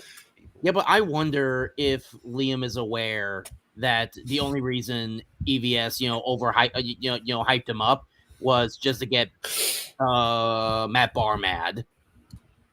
Disavow? I like that. That's what I keep hearing. From who? From everybody.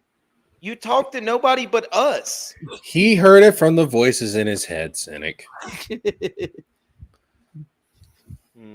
Yeah, the demon who lives inside my head.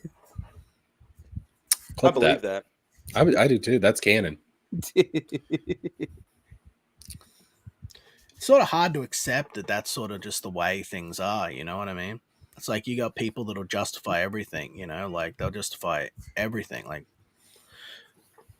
just nonsense. Like imagine hating someone so much that you go after their wife you go after their wife. You know what I mean? Imagine, like, remember. Okay, and who are these people that he's talking about? There's that guy that did like dox his wife and shit. Right. So why? So like, is he legally like not allowed to say his name or something? Why would you? I don't know. Like, why would you Streisand affect it, Andrew? I don't know. Yeah, I mean, I wouldn't say his fucking name. That's what the guy wants. He wants you to cope, seethe, maud, mention his name and shit. So you just don't give it to him. Yeah. Especially somebody that's doing a troll like that, right? Like you just don't. So. But learn they put me into child services as well, and it was only because like my wife's best friend from primary school and up was head of child services, and had been literally over to our house many times for dinner and things. And they called her up and were like, when Elle was born, when still a little baby, telling them that I was abusing my daughter. You know what I mean? And it's like, that was no one else in life because it came from an internet thing. So it's like, that's the stuff these people do. It's absolutely vile. And I don't think War Campaign did that, but I do know that, Brown CBR and those guys were at the very least aware of it, if not involved. They were cheering it on.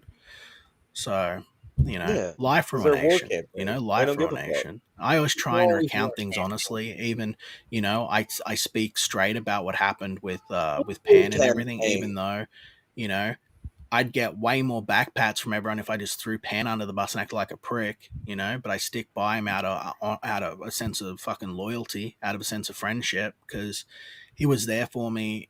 Him and his wife were there for me in the beginning when my channel was just a tiny little nothing, and his wife, Mrs. Dong Lover, was my very first moderator. I'm sorry, Mrs. Dong Lover? Yeah, that's Panboy's little screen name thing. What a screen name. What a screen name. Yeah, man. Dong Lover? Yeah. All right. I don't see nothing wrong with it, man. I think you're. I mean, if you don't, I don't, man. Go ahead and play that video. Go ahead, Andrew. Do appreciate her.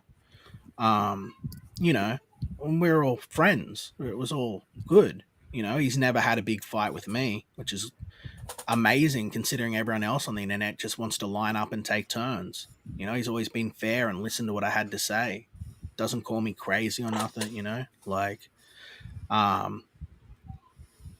but a lot of these other people would have just immediately thrown him under the bus to try and get clout with Ethan and stuff like that, or try and get clout with other people. And that doesn't even work because I don't think Ethan even gives a shit about that, because he's kind of like me where I am now. And it's like, you just don't care about other people's associations. And who gives a shit? If it doesn't affect you, it doesn't touch your life. You know what I mean? But now what am I? There is a bit of a difference when it's guys that are actively involved in like trying to sink your life or get your kids taken away or intimidate your wife and stuff. You know, that's where it's personal. You know what I mean? It's personal. Pause Ernie it for a comes in, second. he says the.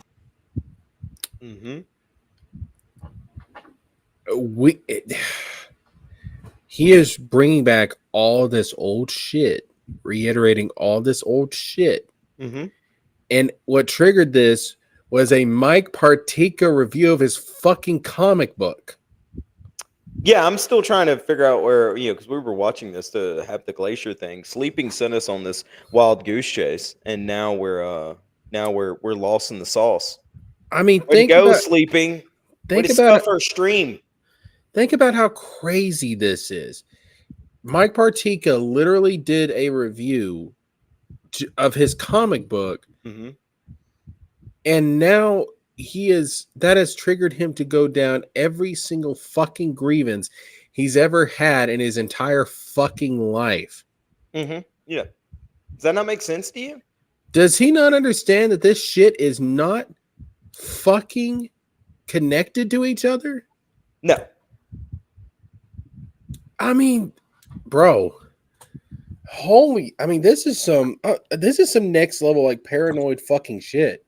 Oh, it's all connected. They're all out to get me. They're all working together in this big cabal and blah blah blah blah blah. It's like big conspiracy, dude. Liam, honest to God, I'm being fucking serious.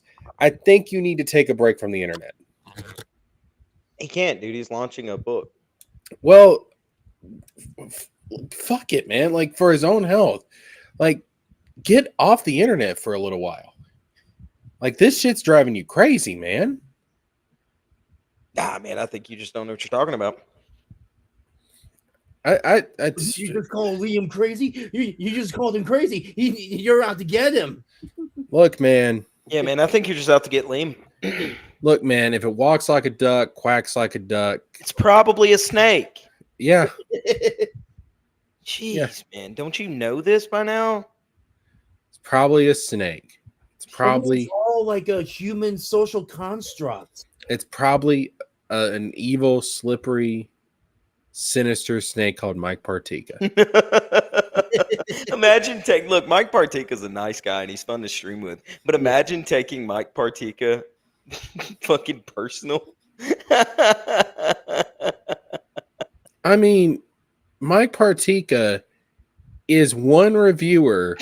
Read into out of how many fucking reviewers on the fucking internet? If it if it walks like a duck, quacks like a duck, Ruby will check it out to see if it's bang worthy. Oh, Jesus Christ, man. You think Ruby would fuck Daisy Duck? Yeah, in a heartbeat. Ruby says ducks are not bangable creatures. Now bats, on the other hand. God, you disgust me, dude. You fucking disgust me. Oh God, man. Hold up. You know what? I can't take any more of this shit. But I do want to see what he said about Mike Partyka. Let me 27:11, I think, is the timestamp. 27:11. Okay. Wait a minute. Hold up. She says 48, 55 minutes back from now for the Partyka stuff that rolls into the Frog Tony stuff. Okay. Should we like try to find maybe like a oh wait. We see something that he's showing something from Dino King. No, just go. I want to get to the Partyka stuff. 48 minutes, 55 seconds. Yeah, it's close enough. You can see that Kaiji is there talking to the two children, and he showed that. Said that he was confused and thought that when he read this panel, which is, you guys tell me what you guys think. When he read this panel, he thought the Kaiji was talking. Pause it for a second. Next page, who's let me. I know that we're like. Well, to be fair, we've criticized Liam and Mike both, but let me give Liam some props here. I really like Liam's artwork. Oh, I'm the only one. I'm like, doesn't he Here it like comes. have like Oh, a damn. I think it's all Here right. comes Andrew. I like it. No, I like his artwork. The problem is he has like this weird I forget what it's called. It's some sort of zipper effect on the dinosaurs, and it muddies them up later on in the book. That's the only problem I saw. Okay, let me clarify. I like the human character designs. Yeah, I agree. Like I really like how he draws people. I think they're nice. I like it's something I could see in like a mainstream manga. I really like it. But I'm gonna be honest with you, I wasn't really paying much attention to the dinosaurs, but the human designs I really like. Oh, the human characters were drawn by someone else? Yeah, that's what I thought. That I thought it was like he drew the dinosaurs and he got somebody else to draw the human characters. I was trying to be nice and give him some credit here. I guess I got to rescind it. All right, fuck it. You know what? Continue, Andrew. Part of an ad. How you doing? Some of the criticism is good, helpful, and I will be implementing it in Yeah, the I'll be right third back. printing, and I appreciate him taking the time with that. Rihanna. But silly things like that and framing a narrative, I mean, like, I know how to tell stories. I know how that sort of works, so I can see when someone's telling a story rather than giving a sort of genuine critique. I'm not a big fan of internet narratives, you know what I mean? And I've seen a lot of them. You can go read Crossroads Drive if you want to see my opinion on that. But I've seen a lot of people that have a lot of opinions and will try and use other things to make those opinions true rather than really give fair and honest feedback about something. And I don't really think I should respond to people that aren't giving fair, honest feedback. I'm not going to take that criticism, you know? And what's fair, fair, Liam? How you doing? How you doing, Martin? Welcome to the stream. Liam was recommended to me by my good friend Fred. I don't know who that is. Partyka's review wasn't much criticism as it was for him looking for things to bitch about, and that's entirely fine if that's his content. And Come stuff, on now, you know what really? I mean? But, Oh, wait. What the fuck is this avatar? That looks like some Voss shit. I'm not gonna lie. That's what it looks like. Like, why? Like, does that turn you on or something? to bitch about, and that's entirely fine if that's his content and stuff, you know what I mean? But don't use me as a cudgel against Ethan, you know. Don't Ethan really liked what I did. He liked the story and everything. So did lots of other people. I got hundreds and hundreds of messages going, "This is great. I love this. This is fantastic," from people. And I appreciate that. You know, I just felt that, you know, it took 3 videos to get to the actual story, and then when the story was presented, key elements of the narrative and the journey were ignored while minutia was focused on. I just didn't think it was fair. I'm honest. I just didn't think it was a fair review. You know, didn't think that it was like a, you know, if you were to tell it, like, you want to tell someone what the book's about, and I don't think that's a fair representation of what the book was about. Certain things were omitted, which you pick up with basic reading comprehension.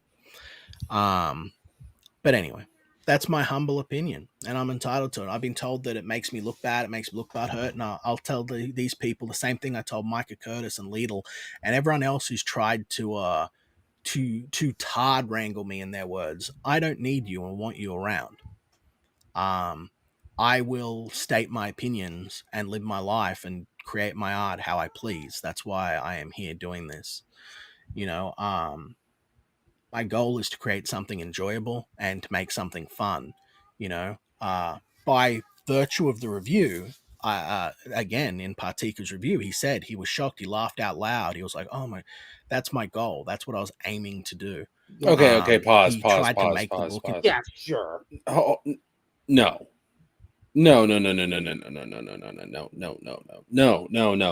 Come on, man. Listen.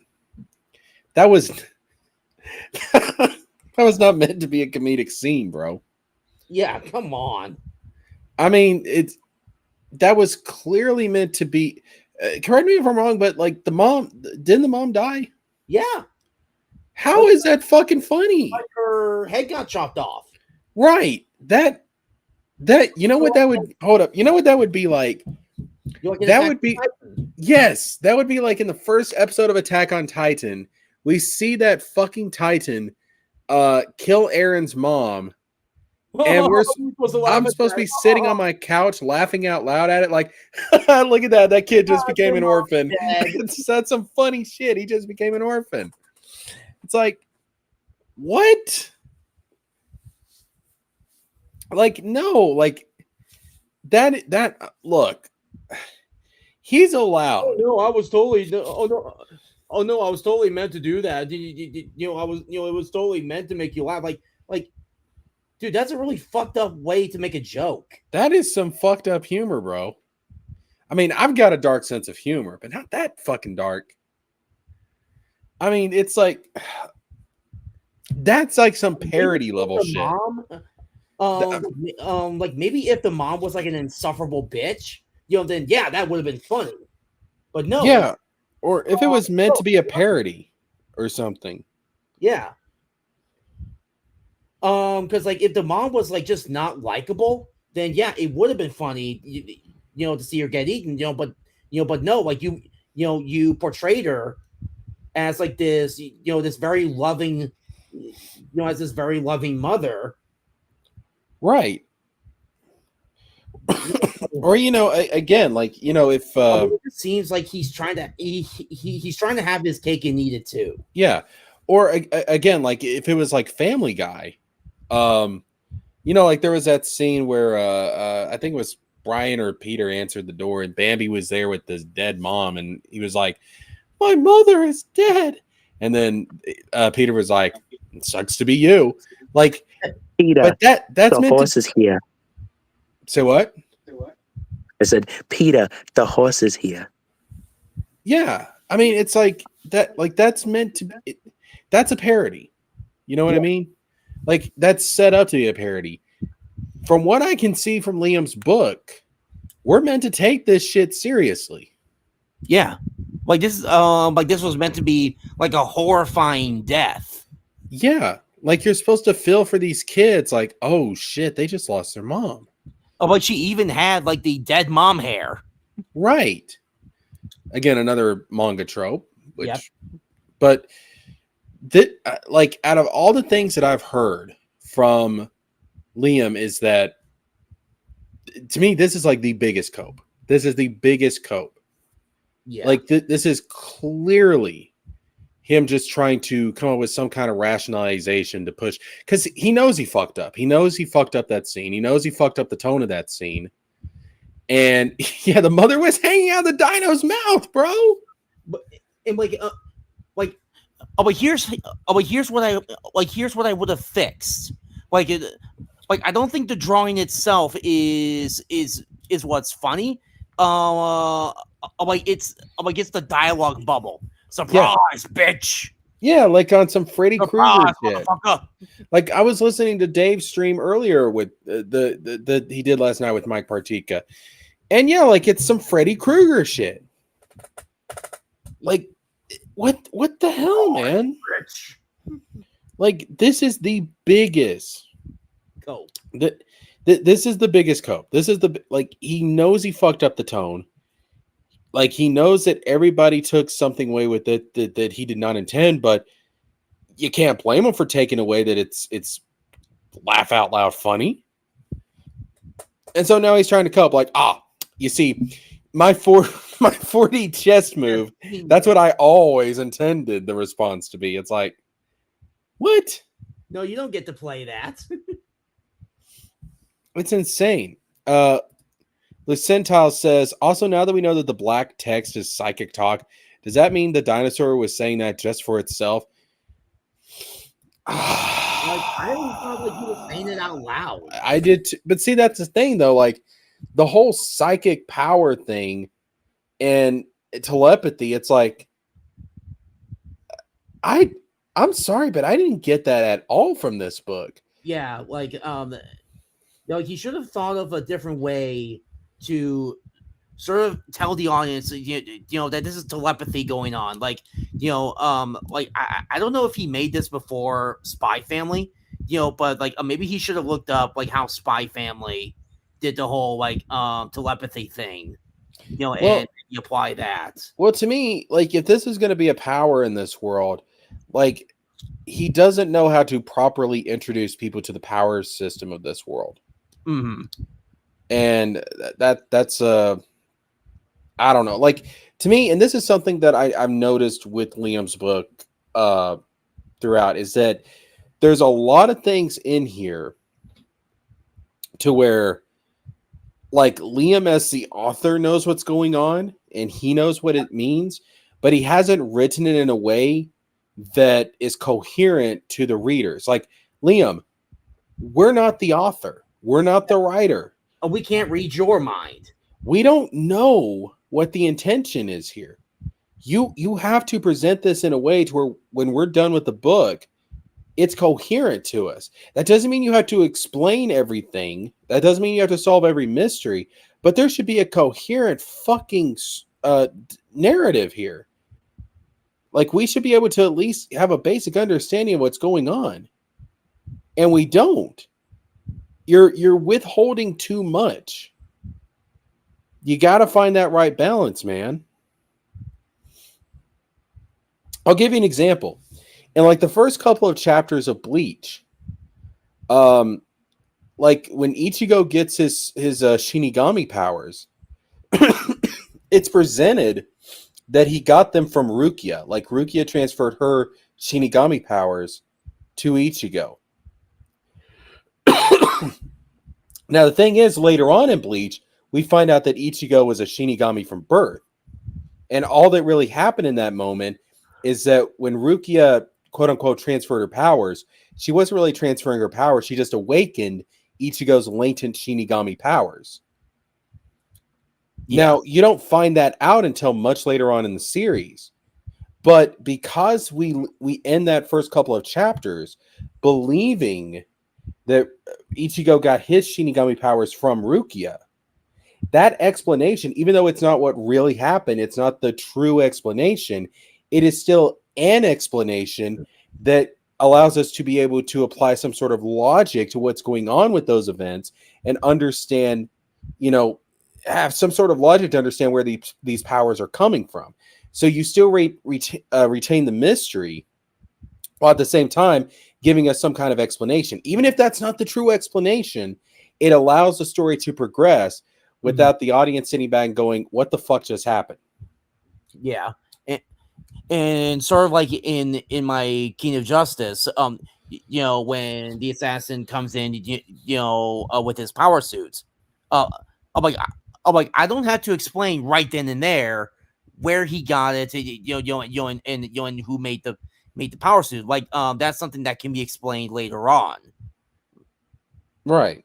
But there still needs to be enough there for people to look at it and say, okay, I get the logic here.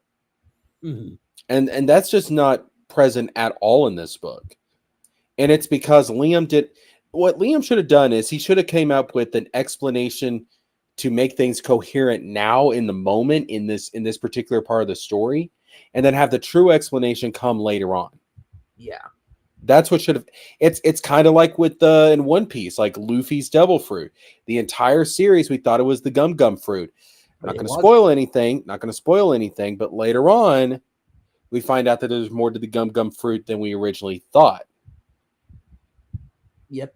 So that you got to figure out like how you can explain something in the moment, and then still retain a mystery for like the true explanation later on. And I don't see that here. And that's an honest to God good critique. It's a legitimate critique of the writing in this book. Where the fuck's your book at, Jesker? Huh? I'm working on something. And Andrew, yeah, we need to know who made the power suit. You fucking hack. We need to know who made the power suit. We need to know now. I swear to God, like all you fucking Eric July bitches running around, not wanting to hold our fucking hands. Hold my hand. I'm retarded. Jeez. Tell the story to me like I'm a retard. Oh, fuck, it's Baki. Fuck. Yo, I had no idea that Stimulated Cynic started working for Eric July. Yeah, I didn't. I told y'all. All right, he's banned from the streams from now on. Spy. He's excommunicated from CG Church. You are hereby anathema. I got a stream key. I'll shut that whole fucking channel down. Fuck. I'll log into Ruby's stream and pull my nuts out and get his whole channel banned. Ladies and gentlemen, the Martin Luther of Comicsgate Church. Yep. All right, Andrew. All right, Andrew, keep going. Into like a dark horror book instead of what it is. And it's like, then criticized it for not being what he wanted it to be. And I'm like,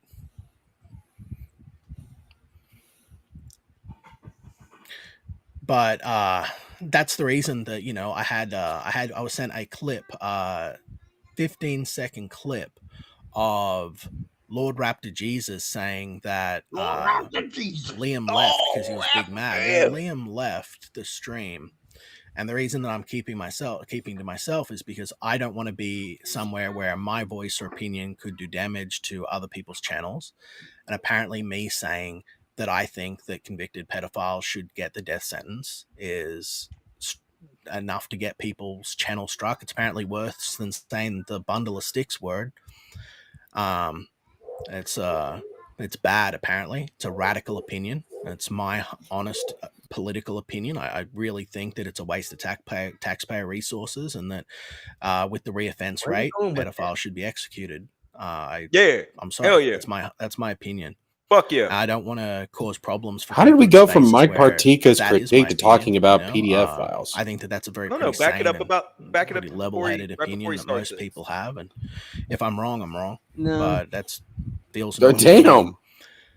The fuck, bro? Seems Pull the strange to goddamn me link that up and isn't do it the my actual damn self. war Who as the it fuck are stands. you? But yeah, I don't want to cause problems for that. And I also look don't personally. want to I've had have enough to about talking about surrender my pedophiles rights this weekend. to I'm speak good. on any subject or topic. My pedophile quota's been my pedophile quota's been met, whatever bro. I want, whenever I want, however I want, and I have no expectation that anyone has to agree with me. I don't think that you guys have to, sort of agree. I agree. We need wood chippers in every neighborhood. Well, hopefully we don't need that many wood chippers, if you be honest. I think every neighborhood needs a Liam's wood an chipper. artist. He will not be confined by those, by the whim of small-minded fools. Well, I wouldn't call anyone a fool. I think that, even like, I do believe at the beginning that there was a genuine attempt by Micah and Lidl to, help me. I was sick and I was not doing good. I was stressed out a lot from what was going on. Yeah. But it became very clear very, very, very quickly that it was more about having control over me and more about controlling who I spoke about, what I spoke about. And I won't have that, especially regarding my work. If someone does a review, I will usually react to it live. People will say you look bad. That's okay. No, I don't always look good. As you've seen, I see that shirt. I'm going to be painted as the villain no matter what I do. So I've got no expectation to be seen otherwise. I have no, it doesn't hurt my feelings. I don't care. It doesn't matter. I'm not looking to get YouTube famous. I've been on PewDiePie's show. That's more than what most of these people can ever claim. I've been to the top of multiple industries. I've been on national television. I've hosted music award shows. I've hosted regular punk radio shows. Really, which ones? Is this literally him just trying to make himself feel better about himself?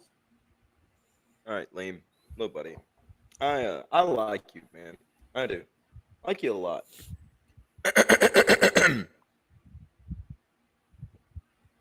I need proof of that.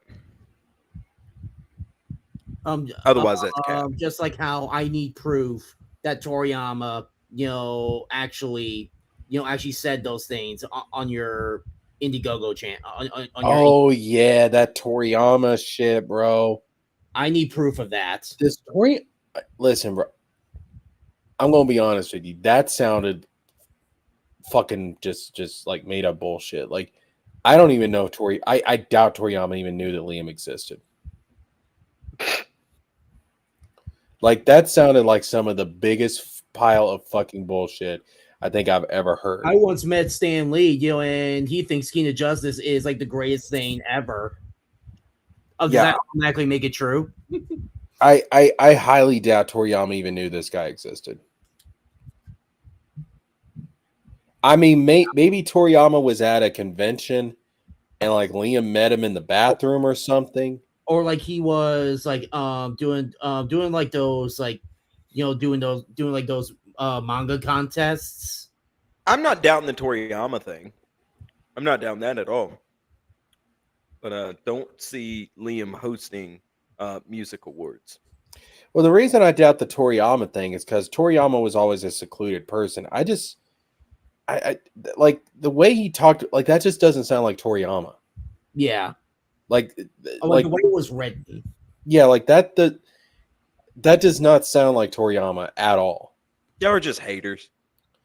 Andrew's definitely a fucking hater. Oh yeah, well we knew that. On everybody. You are, Andrew. I'm sorry, bro, but like you are a hating ass N-word. This is true. It's true. It's true. But the Toriyama thing, I mean, he could have, ran into him at a convention. Australia, like Australians visit Japan all the fucking time. Like they're, not that far from each other from what I mean, I don't doubt that he may have run into because I know there was a guy on YouTube called Sawyer7Mage who he ran into Naruto's creator Masashi Kishimoto at a convention once. No. Yeah, like they appeared, like at New York Comic Con or something. Yeah, like I don't doubt that could have happened, but the way that Liam's describing it is like, this is some like serious meeting between him and Toriyama, and it's like, bro, that's like, no, Toriyama was a fucking recluse. I think you're just interpreting it that way. It never sounded like a serious meeting to me. Maybe I am, but that's just how I took it, to be honest. Yeah. All right, yeah. go ahead. Shows like I've done a lot. I've done a lot over the years. I've got nothing to really prove in that regard. Like, I don't claim to be a saint or a person. I'm a sinner. I'm a normal guy. I'm maybe not normal, but like the idea of you don't know. Andrew's a fucking hater. It is what it is. People say, "Oh, you're going to get brigaded and all of this other stuff, but you got to do." It's like, yeah, I probably will be. Like all these people that are saying, like, "Oh, Ethan's just doing this to turn on you." I was like, well, maybe, but I don't live in the timeline where that's happening. So I'm just going to enjoy where I am now. It's like, it's the same with War Campaign. I never thought I'd be in a situation after all of the lumps I took, after all the bullshit I went through, where I'd be in a situation where there'd be so many of these guys that are hanging out with the cider hypes of the internet and pushing anti-me narratives and bullshit narratives, like I'm surprised by that, but that's the timeline we're in and I'm dealing with it as best I can. I hope that the people that aren't doing that know that I'm still their friend and I don't hold them to account for anything but the actions that they take. But at the end of the day, I don't control other people's actions. All I can do is go, well, look, these accusations have been made against me. They've been falsely leveled. They're aimed to intentionally antagonize and incite hatred and create, cynicism and bitterness. Touch me, bum. There is no reconciliation. Not because I don't want it, but because every time I've tried, they grabbed me sock with me being hurt more than before I even tried. So attempts to get along with people on the internet doesn't work. Oh, no, Sleepy, you're completely wrong. She says Andrew being a hater is the best part of him. She says pure hate, zero ego. No, this N-word, I almost said it on your channel. This N-word has more ego than I ever thought about having. I'm not even fucking kidding. He is a maniacal motherfucker behind the scenes. Don't you even, Andrew? Yeah, Andrew. Goddamn manga's the best manga in the world. Listen, man. Andrew likes his ego the way he likes his titties big. I swear to God, all over my face. Got an ego. It's amazing some of the shit he says. We got a don't super put it chat out on Front Street. We got a super chat, ladies and gentlemen. I made money. Super chat. I made money tonight. Look at that, folks. Send in your super chats, all right? Ruby King says $5 from the Ruby King's Kingdom. I think Leem entered his manga Xenotype into a Shonen Jump contest where Akira could have been a judge along with other mangakas. That is very possible. I think that's the story I but heard. why Seriously. put it there in Dino King? That's okay. So wait, because that's his next book, and it's a part of his Xenotype saga. Yeah, no. It's like no. It's just like if you go. It's just like you go from the producer of Star Wars. Yeah. Okay, you're like, okay, that's fine, but Yeah, it's just a sales pitch. maybe my interpretation was wrong, but the way I took the comment I thought he was saying like him and Toriyama, they were cool like that. You know what I mean? Here, I'm gonna look for the Indiegogo where I don't care. You're just a hating ass N-word. But I mean, you just hate me. Oh, no, Andrew. If you got a 10 out of 10 on Mike Partyka's list, would you not tell people that? Probably. Exactly. You just don't believe him because you think your manga is the holy grail of manga. Holy shit, bro. He does, man. Like I like his book. I'm not shitting on Andrew. And it's great that he has that confidence, but that's what Andrew fucking thinks. I'm told to have confidence, and now I'm being told to not. I'm not telling you not to. I'm just stating facts, bro. But you're sitting here trying to be like, I'll pull up the goddamn Indiegogo right now and show you where this motherfucker said that Toriyama liked his fucking book. I'll fucking show you. Don't listen, man. I'm sure Ichiro Oda is gonna read King of Justice one day, and he's gonna say, "Good job." Be like 7 out of 10. Meh. He's gonna go meh. That's exactly what he's gonna do. Same thing that Ruby said about it. Like Partyka. Sleeping Psychopathy says, "Yeah, Liam has built that up in his mind." Maybe that's it. Like maybe he entered a contest. Toriyama like put a little blurb out there. You know, like the good shit, dog. Because that's how Toriyama talks, you know. Oh, good shit, dog. A good shit, doggo. But you know, and then Liam took that and he's kind of inflated it beyond what it really is. Because let's be real here, man. Do you think Toriyama in his long career probably remembers that if it happened? I doubt it. It's man, like I think he remembers. I think y'all both just hating ass N-words. I can understand using that as a marketing tool, but don't blow it out of fucking proportions, man. It's a little much. It just comes off very egotistical. Nah, man. Go ahead, call me a hater again, bitch.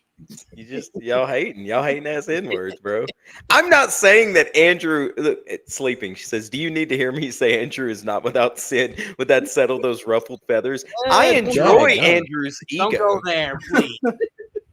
And I know Andrew has sin. I talk to him behind the scenes. Yo, man, what was it? What was it that Jesus said? Let he who is without a bad comic cast the first stone. I will cast the fuck away then, right? My ass ain't got a bad comic. I'd never write a comic anyway. I'd never write a comic. I'd just write an actual book. Dude, I'm a novelist. Bro, I could see Cynic writing a comic book, like sends us out copies of it to read and proofread and stuff, and I pick it up. It's like, all right, let's see here. This is titled "The South Shall Rise Again." Okay, you know what? We're just gonna put that aside. Birth of a Nation. Oh God. The comic. Seriously, my struggle. I'll be like, well, this ain't ever getting published in Germany. Well, you're getting canceled. The Eye of a Needle, brother. The Eye of a Needle, brother. No, like I like Andrew's ego. I think he needs his confidence. It's just sometimes Andrew leans into being a hating ass N-word with some of his stuff. Like the dude was literally about to pull up the Indiegogo and be like, "I'll fucking show you." I know, man. I know, but I'm also my struggle into the South rises again. It's a 3-story arc, right? So it starts out with seriously my struggle.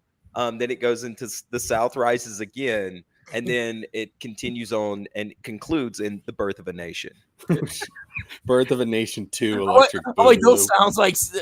those sound like Star Wars titles. So these are all racist tropes. My struggle is Mein Kampf, right? The South will rise again. That's a Civil War quote. And then The Birth of a Nation was that Ku Klux Klan movie that was first screened in the White House. Oh man, that last book, it's gonna be like somehow Abraham Lincoln returned, and he's gonna be there, and it's gonna be like the Union. Into Fate says there's the epilogue. Y'all are all some hating ass N-words. That's a short story in between book 1 and book 2. Yeah, Abraham Lincoln's gonna come back and be like, fuck that bearded bitch, mustache having motherfucker, ruined the Yankee Doodle Dandy is a pathway to many abilities, some considered to be unnatural. Is it possible to learn this power? I signed the Emancipation Proclamation, motherfucker. Yeah, not from a union. I mean, not to get into history too much, but the Emancipation Proclamation literally turned black people into farm equipment. You know that, right? All right, moving on. Go ahead and play that video, Andrew. It turned them into spoils of war. Enjoy the camaraderie. It didn't set them free. It just said you can capture them and put them in your army while I have it until it goes away. And if it Liam's goes away, making a lot more not sense much I now can do after about this. it. I'm not going to go kissing up to Yellow Flash after he accused me of everything that Nobody he accused should. me of, which half of it was shit he himself was doing in real life. By Pause. the way. $5 from Katie did. Thank you, Katie did. Hi, y'all. The Comics Gate Queen. She says, thank you for sharing my mission of why I'm in indie comics the other night. You and Cynic nailed it, and I appreciate y'all. Well, you're very welcome, Katie. You're very welcome, Katie. I'm glad I hit that nail on the head. Yeah, I'm glad I didn't miss and smack my thumb. That's right. That would have hurt like a motherfucker. All right, I made $10 just streaming. I'm That's worth it, right? Yeah. All right, y'all can send more money if you want to. 100 wouldn't be bad. I'm just saying. But anyways, go ahead. I don't like you that much. Where's I'm not George? gonna go kiss up to him Hold and up, try hold and get up. along with other people when Where's George? he's done nothing but George. Bring George in here so I can get somebody to pay me to kick George. George of the jungle. All right, go ahead. be a prick to me and try and destroy my reputation, right? Like, all of these guys want me to be the one to apologize after they throw the first punch. And it's like, I don't think that's my job. It's not my responsibility. It's not how a man works. It's sort of me admitting that they have power over me that they don't have, It's like, at the end of the day, am I going to win any popularity contests on the internet? No. Even if I play my very best, goodest boy and be like Micah Curtis and all these other guys that'll act like your friend to your face and then stab you in the back, talk shit about you behind your back to try and tear you down. Even if, I'm like Yellow Flash and just go and do hate streams every day and tell people what they want to hear so that people like me, that'll never change. Like, I'm not a likable person, in case you guys haven't figured it out. Like, I'm crass. Oh my God, this self-deprecation MTV is generation, killing me. I say what I think. I have, unsolicited opinions. Pause. I have a First of all, he didn't even do the full $5 like everybody else. It's on an iPhone, you dumb fuck. It won't do $5 even. Cheap You ass bitch. cheap You ass crying ass bitch. Cheap ass motherfucker. You crybaby bitch. I'll fucking retract it. All right. No, we're good. You know what? We're I'll good. charge you know what? back, bitch. No, we're good, dog. We Read good. my super chat. $4.99 from Stimulated Cynic. Andrew is a hating ass N-word.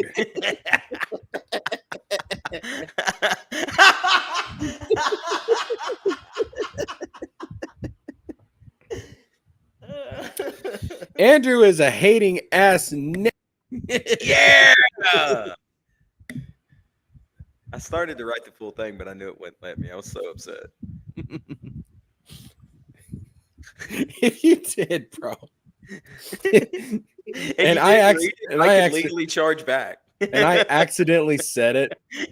I would have been like, all right, good night, everybody. Says the fellow Southern white guy. Accidentally, my ass.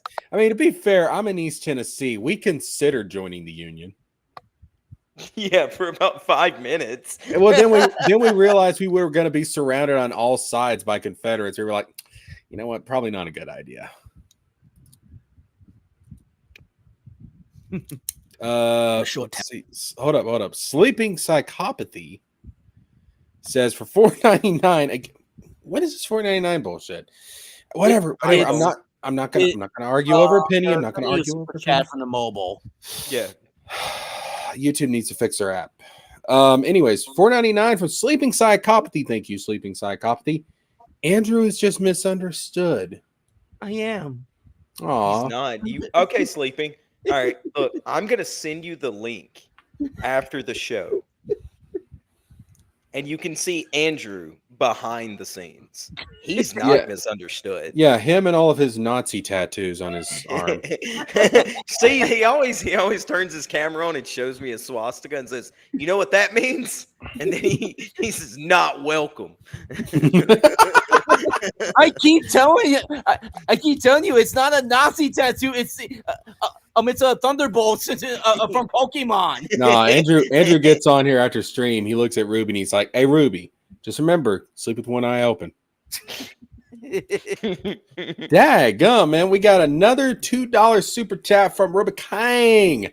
Thank you, Ruby Kang. Angel Fighters will surpass King of Justice and Dino King. Oh, I thought he meant Donkey Kong. All that birthday money, that bitch couldn't throw you 5 to do that full message. He had to threw you 2 and had to write DK like a broke ass bitch. I didn't say that, Ruby. I appreciate every single cent you can give me. Ruby is like spending his birthday money on Jesker. I'm not going to complain about it. You want what? You want me to feel bad about it? You want me to feel good? Listen, I had an economic professor in college. I want Ruby to feel bad. I want him to donate more, so you get what I gave him for his birthday, and it goes to a white dude. Listen, wow. Listen, it's like I had an economic professor tell me one time. Listen, don't ever feel bad about where you get money from. Just accept it. What if it was from Satan? I mean, just because Satan is Satan doesn't mean his money. What did I have to do to get that money, though? Just normal stuff? I didn't have to do nothing freaky? No, you have to do something freaky. Then no. But if Satan, like, hey, bro, hey, what's up, homeboy? Here's 25 bones. I'd be like, thanks, devil. Give him a good thumbs up, and then I would go. No, the devil will give you shekels. Wow, that's very.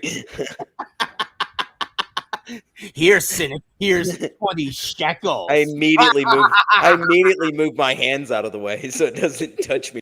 Hey, you know what? I like this logic right here. Better I have Satan's money than Satan has Satan's money. What was it Jesus said? I work all things for good. What the devil meant for evil, I mean for good. That's what we said about Theo Lee Ronan donate money. Right? Sure, shit. I would rather that pedo not be able to afford a bus ticket to go do some other pedo stuff by giving Ruby or me a super chat. So in some ways, y'all have already taken money from Satan. Not y'all. Ruby didn't give me my cut of that. So. Oh damn. Yeah. Ruby, that might be a problem. Yeah. Ruby owes me a lot of money actually. You ain't gonna see a dime. You know that, right? Yeah, I know. All right, Andrew, keep playing. Temper, But at the end of the day, guys, I love comic books. I'm out here trying to do my best, and I'm trying to help. And I'm offering my services and my time to people. That's the best I can do to help out. Just try and help people the way I never got it. And if folks want to try and paint me out as like a molester or an evil person or whatever it is they want to be doing, wait, pause. Or whatever the fuck it is. Whoever accused him of being a molester? Yeah, nobody that I know of. But where the fuck is this coming from? I have no clue. What? See, this is what I'm talking about. He has taken a fucking review of his fucking comic book, and he's gone down this fucking rabbit hole of self-deprecation and victimhood to where now he's saying people are calling me a molester. It's like, who said that? What? Am I crazy? Is he crazy? Both could be true. That's true. It's like, well, it's like in your case, it's like, shit. It's my ex-girlfriend. Really? Mhm. Yeah, it's my cousin. Yes. I thought you said it was your ex-girlfriend. Two things can be true at the same time. Exactly. You nailed it. All right, keep going, Andrew. Ruby is black and not good at basketball. That's what they're going to do. But, you know, I got no way to fight that besides getting up here and saying they're lying dickheads, you know, and make your mind up for yourself. Keep in mind. Yeah, the problem like, with that is, right? This is So the if you bullshit take if you take that sort of scenario, you look at the shit that Tony tried to do about his book with me, right? Mm-hmm. My only option, because I have a rule that I don't break somebody's trust, even if other people don't like them.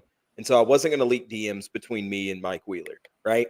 Mm-hmm. So my only option was to prove what I could prove to the people that I cared knowing, and come out and say what I felt like I needed to say, and damn the consequences, right?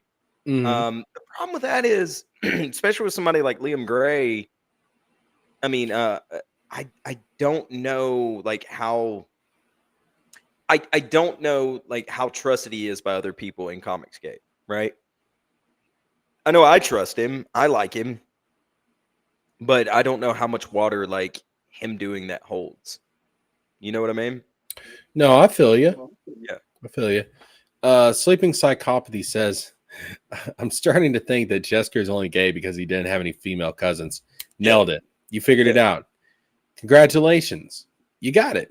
Yeah. You got the backstory. It was nature, not nurture. Yeah. See, Senate gets it. Senate gets it. Yeah, I assumed it for a long time. I barely know any of my cousins, to be honest with you. Yeah, all my cousins are boys. So. There's only a couple of cousins I've actually have ever gotten close to. Close to. Shut up! Don't you start, bitch.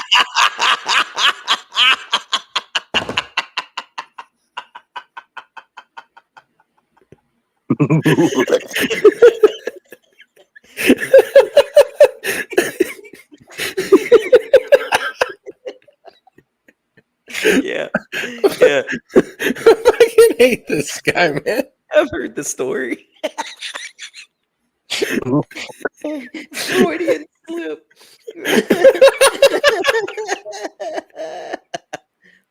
Oh, all right. Andrew, please. Play the video, Andrew. Hit that play button for the love of God. And it's like, this is the same guy that said, I never came at you, I never did anything. And then when I showed a year's worth of tweets of me not interacting with the guy and him trashing on me, he then pivoted to like, oh, well, everyone else was doing it. Cool. So you're a sheep. You guys don't think for yourselves. You guys look to do harm. You know, you claim to have values and a code of honor, and yet you're running around with a brown CBR who's like literally attacking my wife and my kids. What is a brown CBR? It's like, not a abusive, white CBR. You know, trying to yeah. break Why does it got to be a brown CBR? Sending people to my Maki, how does that make you feel? Sending people to my grandmother's house after saying that I've hurt her. I never even lived with her. She lived at the house adjacent to me, connected to my property. Like saying that, you know, like I'm abusing her, stuff like that. Like, and you guys are out there doing that. Cool, bro. Cool, nice story. It's a blessing in disguise. You're not online friends with Yellow Trash. Well, this is true. It's true. I just you know, like I should have taken the warning sign when he was out there saying like saying that, you know, I was making all this nonsense up. And then I went and I got all of the evidence that the police had been given, like all of the video reports and everything. I sent him a video of it, showing them the damage to my property, the threats, that, you know, all of the nonsense that had been happening, death threats, all this stuff. The spray paint that said Comics Gay in front of my house on the road, you know, all of that nonsense. I showed it all. He didn't even click on the video.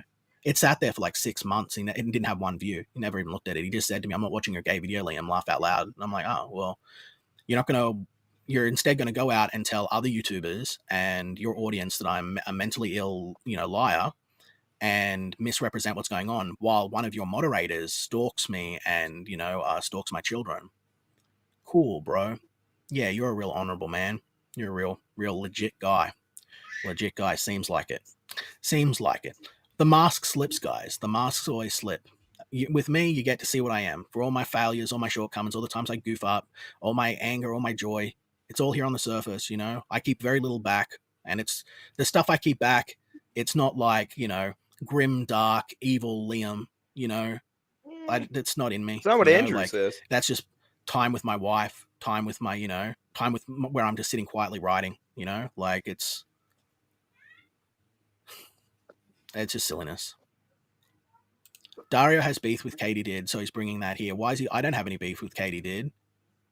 Hang in there, Liam. Thanks, Robert. This is the good Thank stuff. you. It's good to see you. I haven't seen you in a while. And All I look, right. you know, I just want people to know that, like, when they see this stuff, like, Dario, aware, like, this isn't- my life doesn't I happen hate I back didn't here, make that you know what I joke mean? last Like, night. Fuck. I'm not getting angry because stuff's going wrong for 20 minutes. Like in that old video that Sheila clipped, I'm not getting angry At because least Liam still has his teeth. You know, like Bingo. This one time there's a bunch of noise and chaos and interruption and kids running through the house. I'm getting annoyed because like 10 years of it, right? Well, not 10 years, but like 5 years of it, you know, and them knowing that I've got something to do, I've got work to do. And on top of that, I kind of ham it up. But I'm not going to lie. The last video that was there where I'm like, hey, I'm going to reprimand my wife live. That was real. That was real. That was me genuinely frustrated and upset by that situation, you know? Wait, what? But I don't think that was abusive. I don't think it was evil. It's just sort of the same talking to you'd give to anyone, right? Like, you know, it's like if I wasn't doing my job, like if a teenager was slacking around instead of doing their job, you'd be like, what are you doing? You know, what are you doing? Get off your ass.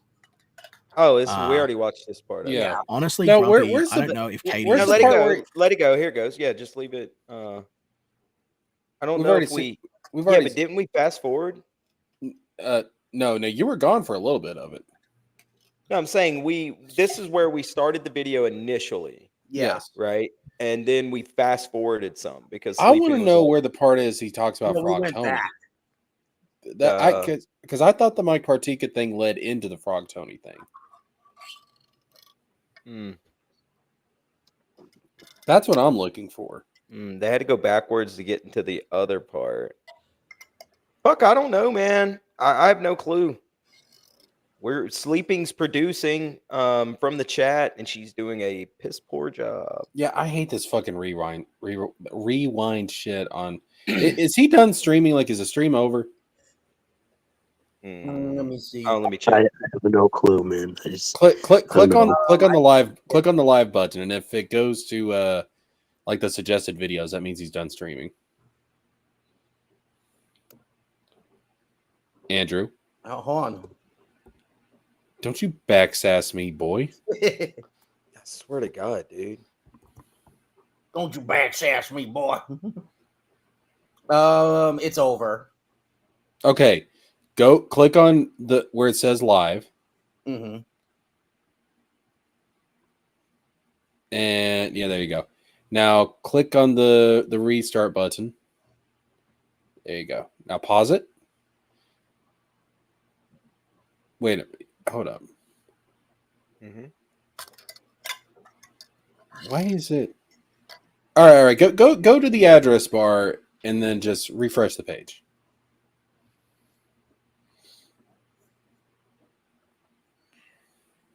There you go. Okay. Now pause it. Okay. Sleeping psychopathy.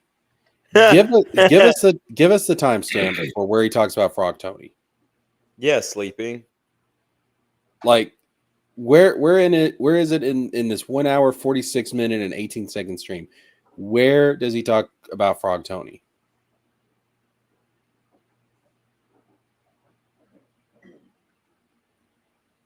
Like, was it like 20 minutes into the stream? Like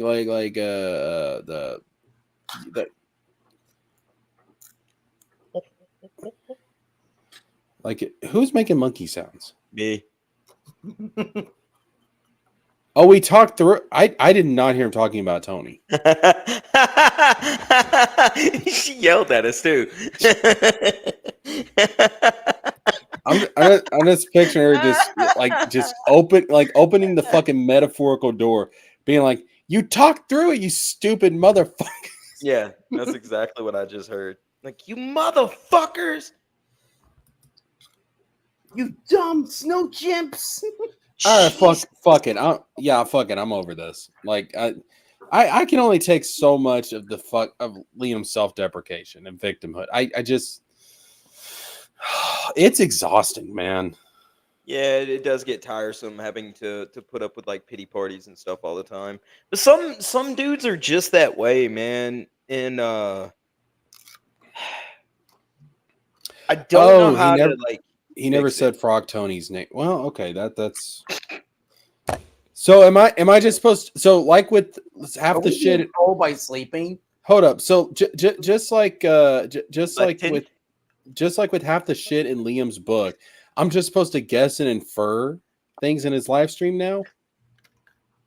I need my hand to be held. I need to be guided through this, okay?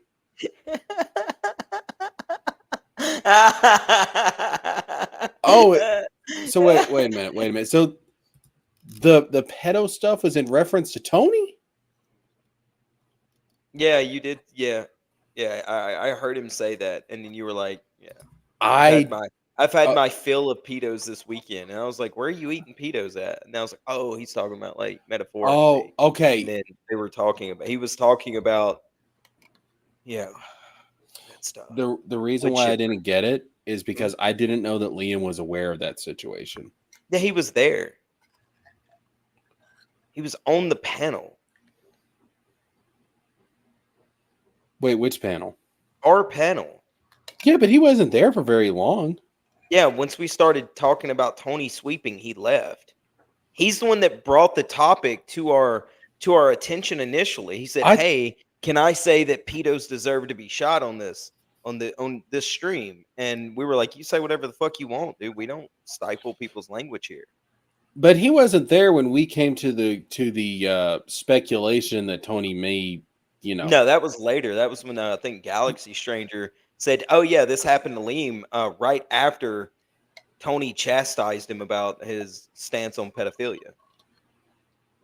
Okay, so I was not. Leem was in the chat though. Okay. Yeah. I didn't know that Liam was there for the part where we speculated about Tony's sexual leanings. Let's put it that way. Oh, I didn't speculate about that. I speculated that he's a pedo sympathizer, and I think pedo sympathizers deserve to be put into wood chippers also. All right. Well, okay. I didn't know he was in the chat or watching the stream when it came to that part in particular. So yeah, that my bad. Okay, my bad. That went. Yeah, that kind of went over my head. Yeah, we know that sleeping. God. Yeah, I know that, but this was an ongoing series of events, and I didn't know if Liam was keeping up with all the series of events in regards to the story. You feel what I'm saying? Yeah. Let's see. I remember when Jesker read all the chats. It makes it easier for us to give information if we read. There's too many chats. Yeah, I bring chatters. Look, I have always said it. I try to read the chat, but if you want to make sure your chat gets read, super chat. Yep. I can't listen, bro. When I did that one Ricada stream and I literally had like 600 viewers over the course of that stream, the chat was crazy. All right. I can't eventually it gets to the point you can't read every single chat. I try to, and then sometimes y'all are just chatting with each other. But if you want to make sure it gets read, super chat. I'm now being called headache inducing in the chat. I am absolutely hurt.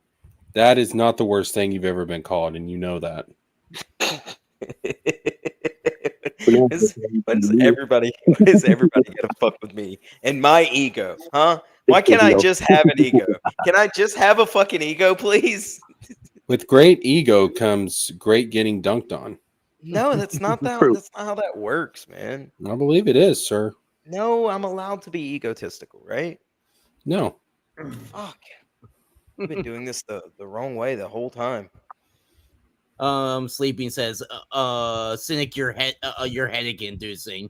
No shit, Andrew. Where have you been for the past 3 minutes? No, that's what Sleeping said. Sleeping, keep it in the chat room. I literally just read that fucking chat. Jesker is calling you worse in the back room right now. Fucking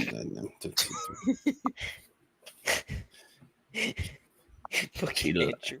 She lies. I hate all of you. You have to be missing teeth having ego, cynic. With Oh. with every tooth you lose, your ego grows a little bit more. And I still have all my teeth. It's equivalent exchange. Not for long if you keep up with that sassy mouth, bitch. Summer Swan says, okay, well, I'm out. I don't feel like I can help her or hear anything new. Help who? Yeah, who's her? Jamie, can you bring that up? That's a Wow Wins joke. All right, we bring a little bit of it to the King stream. All right, let's see. Is there like? I've been wanting to watch the quartering. Didn't he do a cope stream about his coffee company? Where he's about to be homeless? I just saw it floating around Twitter. And I was like, Jesker would probably be excited to watch this. Real quick before we get to that, what's ISOM 3 doing in regards to numbers? Anybody know? I don't know. I haven't looked. I have no clue. I don't want to lose that bet. Oh.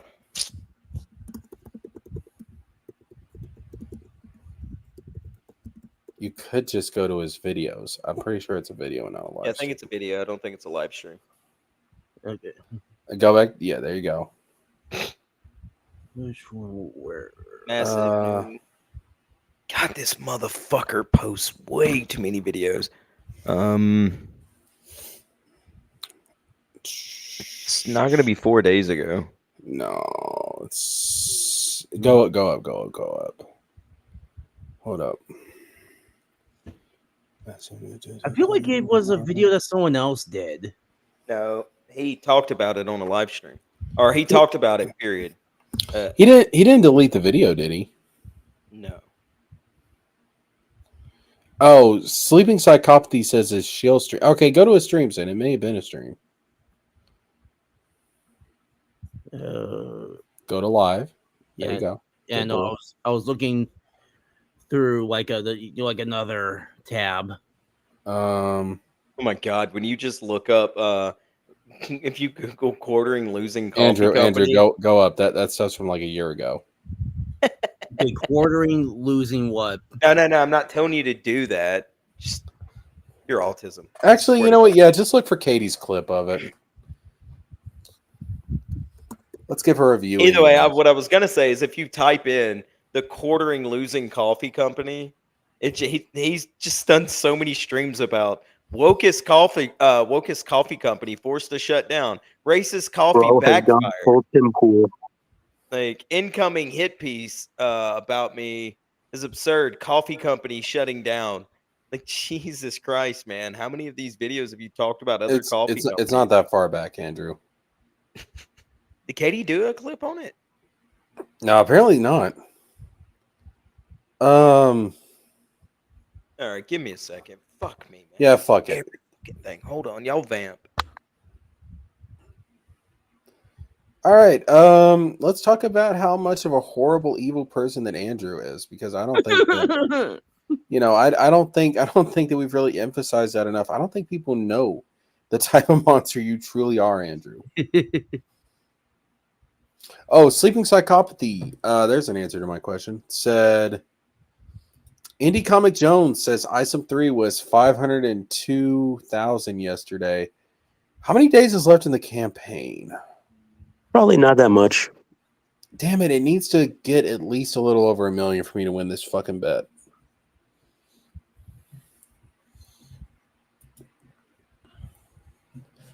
Let's see if I can find that. Hold up.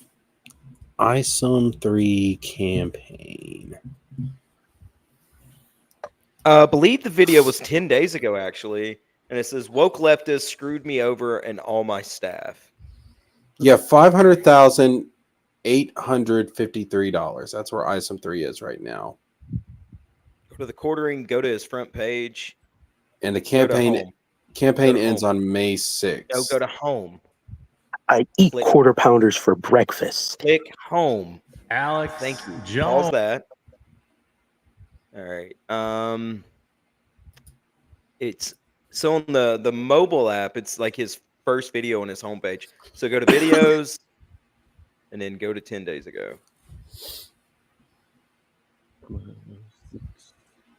It's called Woke Leftist Just Screwed Me Over and All My There we Staff. go. Yeah, that's What's up, everyone? That's it.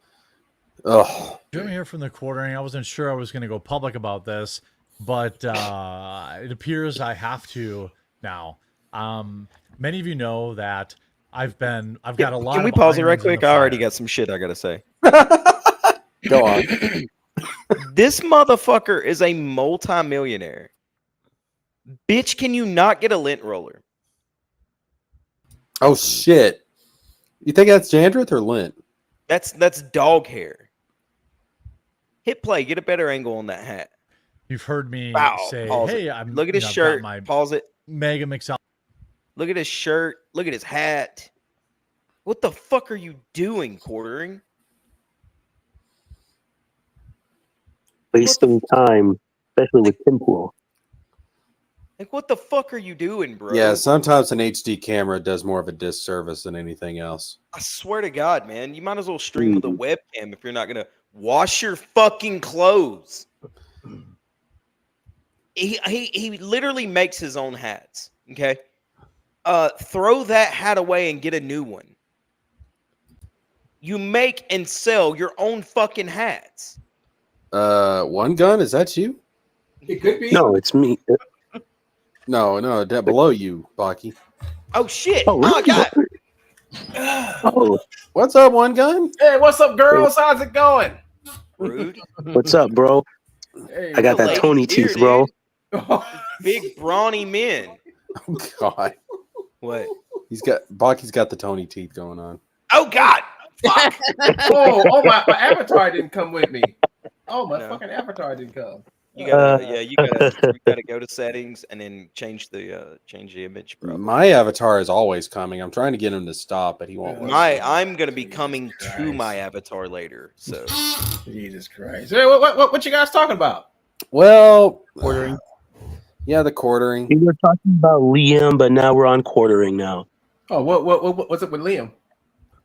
Same shit Oh, every just day. something with Mike Partyka and all that crap. Boo hoo! Everybody's out to get me. Boo hoo! Y'all just don't understand my genius. Basically. Don't be too hard on Liam now. We weren't. Trust me, One Gun. We listen. We can never be as hard on Liam as he is on himself. It's very true.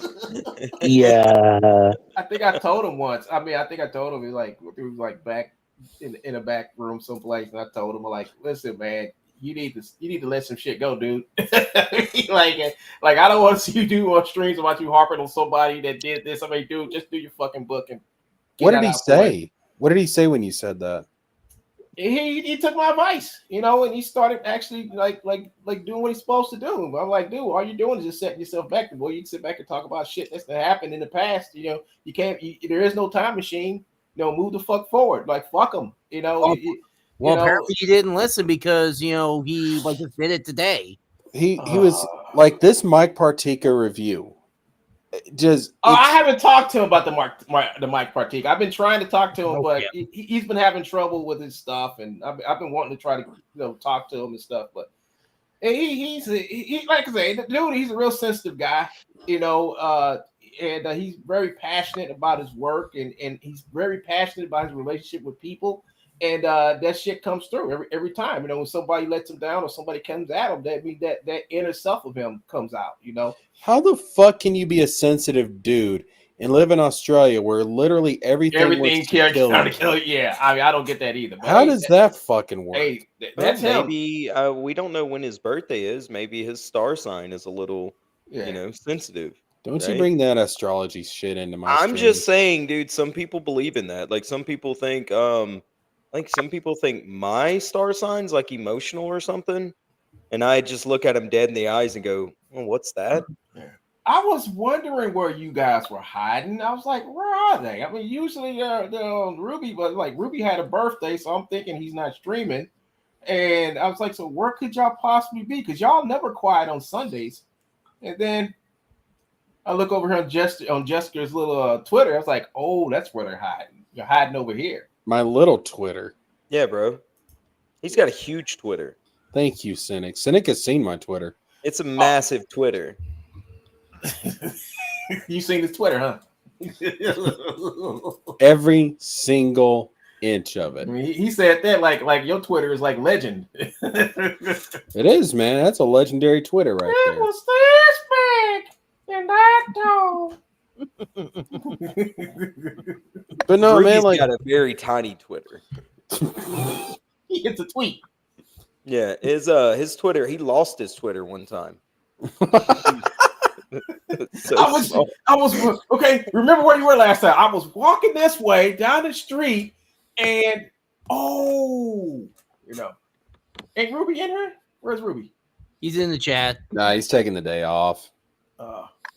Yeah, I got a new book coming out inspired by Ruby. It's called Finding Your Penis. It's going to be a very short book. Desperately seeking penis. Sleeping, what do you mean? Were you crying when you ask, what's that? Maybe? No. I don't cry. I don't have emotions. All right, yeah, Liam needs to stop being soft. And speaking of people that are getting their fees, Andrew.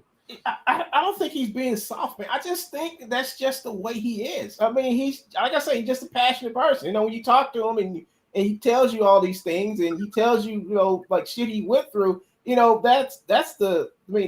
he's talking about straight up trauma, dude. I mean, that's. But how many times has he brought this up? He brings it up a lot because it's unresolved.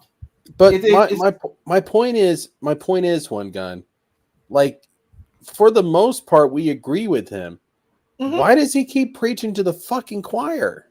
He's looking. I mean, it's like this. He's looking for somebody to tell him, like it's okay, dude. I mean, it's over. I mean, no. I mean, but we told him that. You got to do it like one-on-one with him. You know, you got to like get him like you can't do it like on a stream. You have to like talk to him like person to person. You know, and when he hears you, you know, you just got to just talk to him and like, listen, man, stop it. You know, you just got to tell him to stop it. You know. Oh no, I don't care. Yeah, I know you don't care, but I mean, he's gonna do what he's gonna do no matter what. Right. He's a grown fucking man. He's in his 40s. There's no way you're going to rationalize with him enough to have him change his ways now. Right. The guy, you know, he comes on live stream and he copes about whatever unresolved issues they are. And if that's his therapy session, then I think that's therapy, dude. I mean, I think that's just how he gets his shit done. You know, but the problem there is, man, that like if you're going to do it in public, you're gonna catch these motherfucking jokes. Yeah, you're gonna catch them bullets. Yep. Here's the problem. Like, here's the thing though. It's fucking internet shit. Yeah. This isn't like fucking childhood trauma or something. It's fucking internet shit. It's not that fucking serious. Well, it can be. You can get the FBI involved and lawyers and court appearances and shit. It can get pretty involved If you let it go that far. If you let it go that far. You have to. If you allow somebody's trolling to get under your skin that far to where you have to start going tit for tat and all this stuff gets out of hand, it takes two people. Your situation took two people, Wungun. Yes, it took you being a responding agent in order for it to get like it did, right? Oh, yeah, it did. But like I said, back then, right, wrong, or indifferent, right. At any point in time, I can reach up here to my right and hit that fucking power button and tell all y'all to suck my dick. Yeah, you sure can. I wish I was smart as you, Cynic, when I was going through. I'm gonna need you to quit fucking glazing me lately. All right, you ain't gonna fucking trick me weird shit. It's not even. It's not even about being smart. I watched you stream last night. Oh, you did? You closed out a part of it by saying "fuck you, Cynic." What? I said that? Oh yeah, I heard you. I got him to leave. Fuck you, Cynic. Oh yeah. You motherfucker. I got him to leave. He left on his. I give you credit where credit's due. You did get him to fucking rage quit. That was good job. I think I told Andrew. Class. Yeah, that was really good, man. Yeah. But yeah, like my whole thing is, it's not even about being smart. One gun. It's at his age, man. Mm-hmm. You should have fucking control of your emotions. You're not Like- that smart if you don't have control of your emotions. Like- It's just like- your IQ is low if you don't have control of your emotions. I understand going through something and having like a process. Okay? Say something happens to you out of the blue and you have to like process it somehow, some way. I get that. Yeah. But if you can't compartmentalize as a grown man, you're not that your intellect is low. I'm sorry. It's just the way it is. Your emotions, listen, your emotions should be subservient to your logic. Like your heart should be subservient to your mind. Wait, you talk about somebody. You talk about like a normal person thinking that way. You know. Well, I assumed that Liam was fucking normal. One gun. Liam is normal, but Liam has trauma. I mean, everything he talks about. I mean, it's One gun. I have fucking trauma. Cindy can tell you I've got a shit ton. And this ain't internet trauma. This is real world childhood shit. All right. Yeah, I zipped my balls up in a zipper one time, so I too have trauma. Listen, here's the thing, bro. I know who to focus that trauma towards. I'm not out here blaming every single motherfucker for what happened to me. Liam sees monsters and enemies around every corner. Monsters Jesker, lurking you in do every kinda shadow. You do kind of transfer a little bit to some people. Mm-hmm. Yeah, that Ricada thing. That was a little transference there, buddy. That was based on facts, sir. I get that, but that was a little transference there. He admitted his guilt. Okay, but can we be honest? That was a little fucking transference there. That you probably would have been way less attached to that story if it hadn't been for your Look, man. All I'm saying is go back and watch the live streams. I admitted that I had a bias against the dude. Okay. But Summer Son, at least I was open about that. The Summer Son has a point there. That Liam has some early life trauma too, because I forgot all about that. Like shit that didn't happen to him when he was younger. Like the stories he tells, like when he was younger. I'm like, damn, that's some rough shit. No, but here's the thing, man. Probably like 70 to 80% of the world have early life trauma in some shape, form, or fashion. Some's worse than others, but just because my trauma wasn't as rough as yours, it doesn't make it any less traumatic to me. Right. And I think you have to be intellectual enough to learn how to compartmentalize that shit. I'm not saying I will never tell somebody like, hey, you had something bad happen to you, like a whiplash moment, and you get that queasy feeling in your stomach, right? And you just need to take a little time or talk to somebody because that shit's bubbling over. Never going to tell anybody not to do that. But if it's day in and day out, you might need to go seek a therapist. Well, too, think about this. I mean, let's not forget this whole thing this week was triggered by Mike Partyka. Okay? What the fuck does Mike Partyka have to do with Liam's fucking trauma? Well, look at Andrew. Andrew literally went over there and fucking bootlicked, trying to get his score checked. And I told Mike Partyka to his face he was a hack. Yeah, you are bad for that, Andrew. Going over there and going. Andrew, if you would have seen the StreamYard private chat, One Gun, that shit was embarrassing. I read that, and Andrew for like 20 minutes was like, Dave's stream's about to start. Mike's on Dave's stream. Cynic, are we gonna bell on our show to go talk to Mike? Cynic, I'm about to leave, Cynic. Daddy Mike. That was funny. That private chat was embarrassing, Andrew. That shit was funny as hell. Andrew up and left. I'm like, where Andrew went? And then I go to Dave's stream. There's Andrew down there drawing. Like, yo, man, please give me number 3. Andrew give me number 3.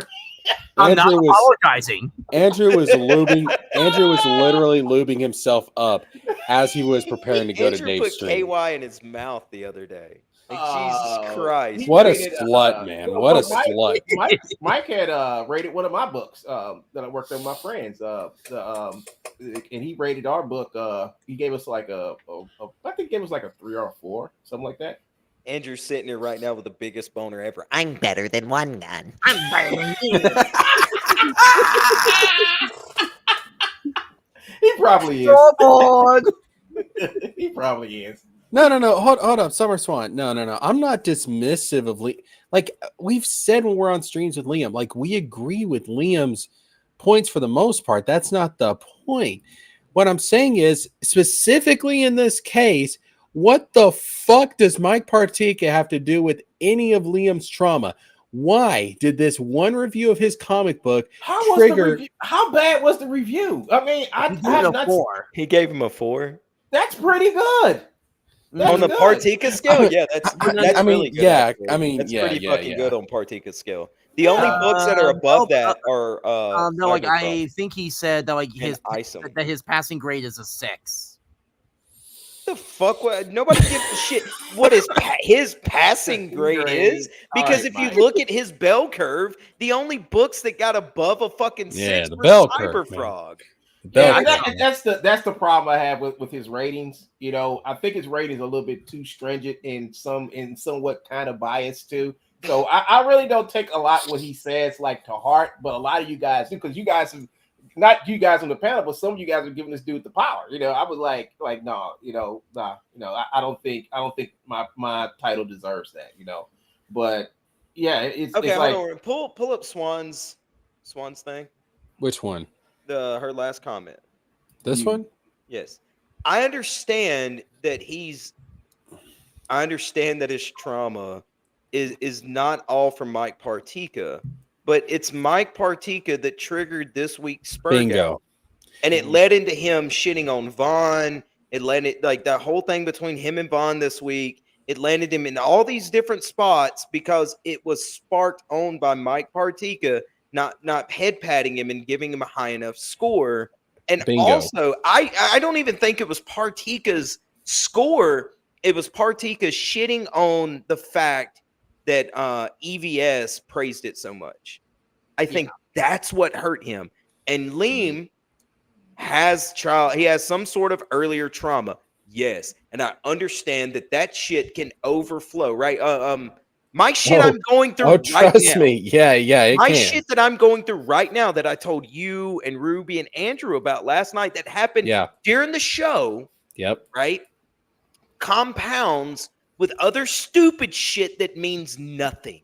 Yes. And it exasperates it, and it makes those other small situations way fucking worse. I'll give you a good example too, Cynic. Remember the other night during the Frog Tony segment?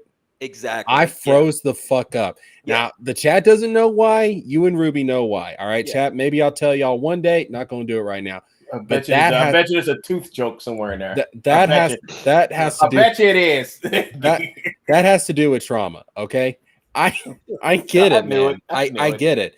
My point is, I feel like Liam this week has taken Mike Partyka and has just projected all this prior trauma onto Mike Partyka, essentially using the dude as a fucking punching bag.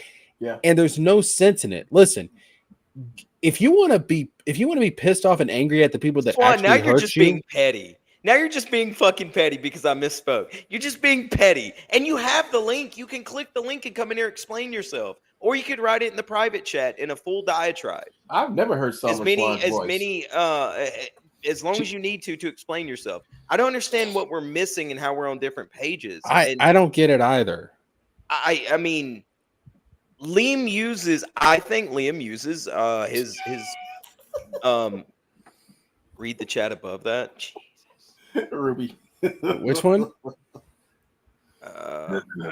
It's maybe it's the longer comment.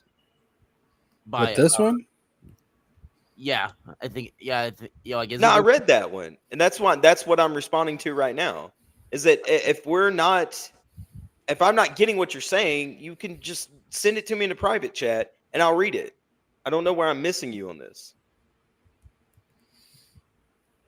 I mean, look, I just, again, like, it's a fucking comic book review. No, I think what I was gonna say though before I got bogged down in the chat was that I think Leem uses his live streams as a therapy session, and that's fine, man. If you want to use it like your diary, okay, or your journal, or however you want to say it, but you got to expect other people to, man, they're gonna judge you. They're gonna have something to say about it. They're gonna have a response to it. That's just the nature of the beast. Yeah, and yeah, I also get that Liam has had a guy dox his wife and do all this other stuff, but I again, forgot all about that. Yeah, that just like One Gun situation with True Bones and all this other shit. That's why you won't find another piece of social media that has stimulated cynic or ambient Aristotle on it, other than YouTube and Twitter. You're not gonna find it. My name is nowhere fucking out there. You're not going to find it. It's not connected. It's different fucking emails. It's all this other shit because I do want to protect, my privacy. It's just that simple. Well, Larry said he, he's got your pictures and stuff and posted them. So. Yeah, sure. I bet he does. I mean, it'd be like One Gun. You've seen me. Do you think I care? I'm not saying nothing. I don't want him to watch the stream and be like, "Oh, they're not." No, I want him to think it's you. I mean, man, it'd be like if you can't keep changing my initials to like different things. Cynic's real life initials is BJ. Thank me later, ladies. It's gross. Fucking Daquan Jenkins over. No, man. It'd be like if I came out with the book and then Partyka reviewed it, and then it was like, oh, I can't believe that he criticized my book like that. Like, he doesn't understand everything I went through with my mom and my older sister and stuff. It's like, how are those two things connected? Yeah, they don't correlate. It's because, you got to think about, like, is he going through some type of depression right now? Because he very well He might be going through something else, and when you're in that type of state, dude, anything can trigger you. Then it goes back to what I said earlier. He needs to take a break from the internet. He does. Yeah, I mean, and I'm not saying that to like, fuck off. I'm saying that legitimately as it's not healthy for you to be online right now. Right. This is when you touch grass. I mean, when shit like that between me and Joe got like that, I had to go out and get with my friends, touch grass, go to movies, go out, date, do whatever I could to get away from the fucking internet. And that's what really helped me out a lot. Helped me out a lot when I was dealing with that shit. Helped me think, clear my mind. Because if you get too caught up in this bullshit on YouTube and on the internet and shit, and you let that shit, fuck with you in real life, you're gonna have problems. You're gonna have trauma, unnecessary trauma, because you're always gonna be there at your fucking computer waiting for somebody to say something so you can pounce back and just rant and rave, and next thing you know it, you're gonna be toxic as fuck, and people gonna be making fun of you. Touch grass. Fuck it all, touch grass. Sleeping Psychopathy says, I think he's bipolar, long periods of I was depression, literally about to say that when One Gun got done. I was seriously about to fucking say that. God damn it, Sleepy. If that's the case, and I don't know if it is, I'm not a medical professional. None of the opinions of anybody on the panel should be taken seriously. As far as I am a medical doctor. You are an expert at medical marijuana, probably, I would assume. But no, I don't smoke pot. If that's the case, he needs to go see a doctor and get prescribed some kind of treatment. And he should be able to do that because he lives in Australia. They have free healthcare there. So, well, what Liam needs are friends, people who he can talk to. He's got friends. We talk with them. Yeah, and y'all need to be there for him. And you're like, when he's going through this type of shit, y'all need to like take his ass to a room and like, yo, man, what's going on? And keep him from doing this shit. One gun. Being a friend does not mean you're always going to agree with somebody. That's true. That's true. Listen. I would hope that if I'm on some bullshit, that everybody on this panel would pull me aside and tell me that I'm on some bullshit. Okay. Hey, Jesker, I gotta pull you to the side. Fuck. Yes, One Gun. And smack the shit out of you now.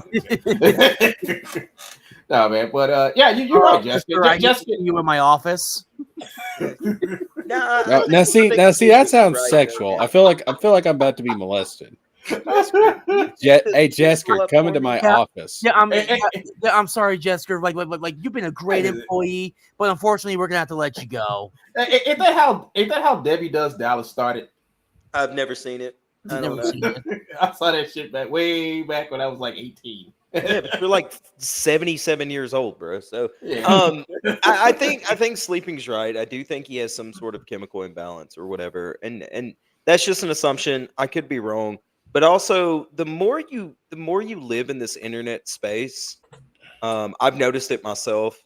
The more you live in this internet space, the more it can sort of latch onto you, and people's opinions of you can become a lot bigger than what they really are. And you can allow things to get out of hand very quickly. Yeah. Right. You can allow somebody's like a simple. The main thing that I see is like inflection. Right. Us on this panel, that our tone of voice can say a lot about how we feel about someone. Right. Mm-hmm. Whereas I look over in a chat and I see somebody writing something, and I'm like, oh fuck, what does that mean? Right. Like it could just be a simple joke, and they forgot to write LOL, and I'm like, well, fuck you, right? And I think Leem probably misconstrues a lot of things. Yeah, And I agree. I think it compounds with, either something, personal, mentally, chemical imbalancey, whatever, and earlier trauma, right? Like some people, and just emotional intelligence. I think a lot of people nowadays lack that. Especially men. It's so weird to see men not be able to compartmentalize. Speaking of that, what's up with Dan Fraga and Shane Davis, man? I mean, what did he do? He did something recently. What did he do recently to set shit off again? He stole our joke. Yeah. What? He did what? Oh yeah, Shane Davis stole my joke, and I will mount his head upon my wall next to my deer that I killed when I was 9 years old. It will go right next to it.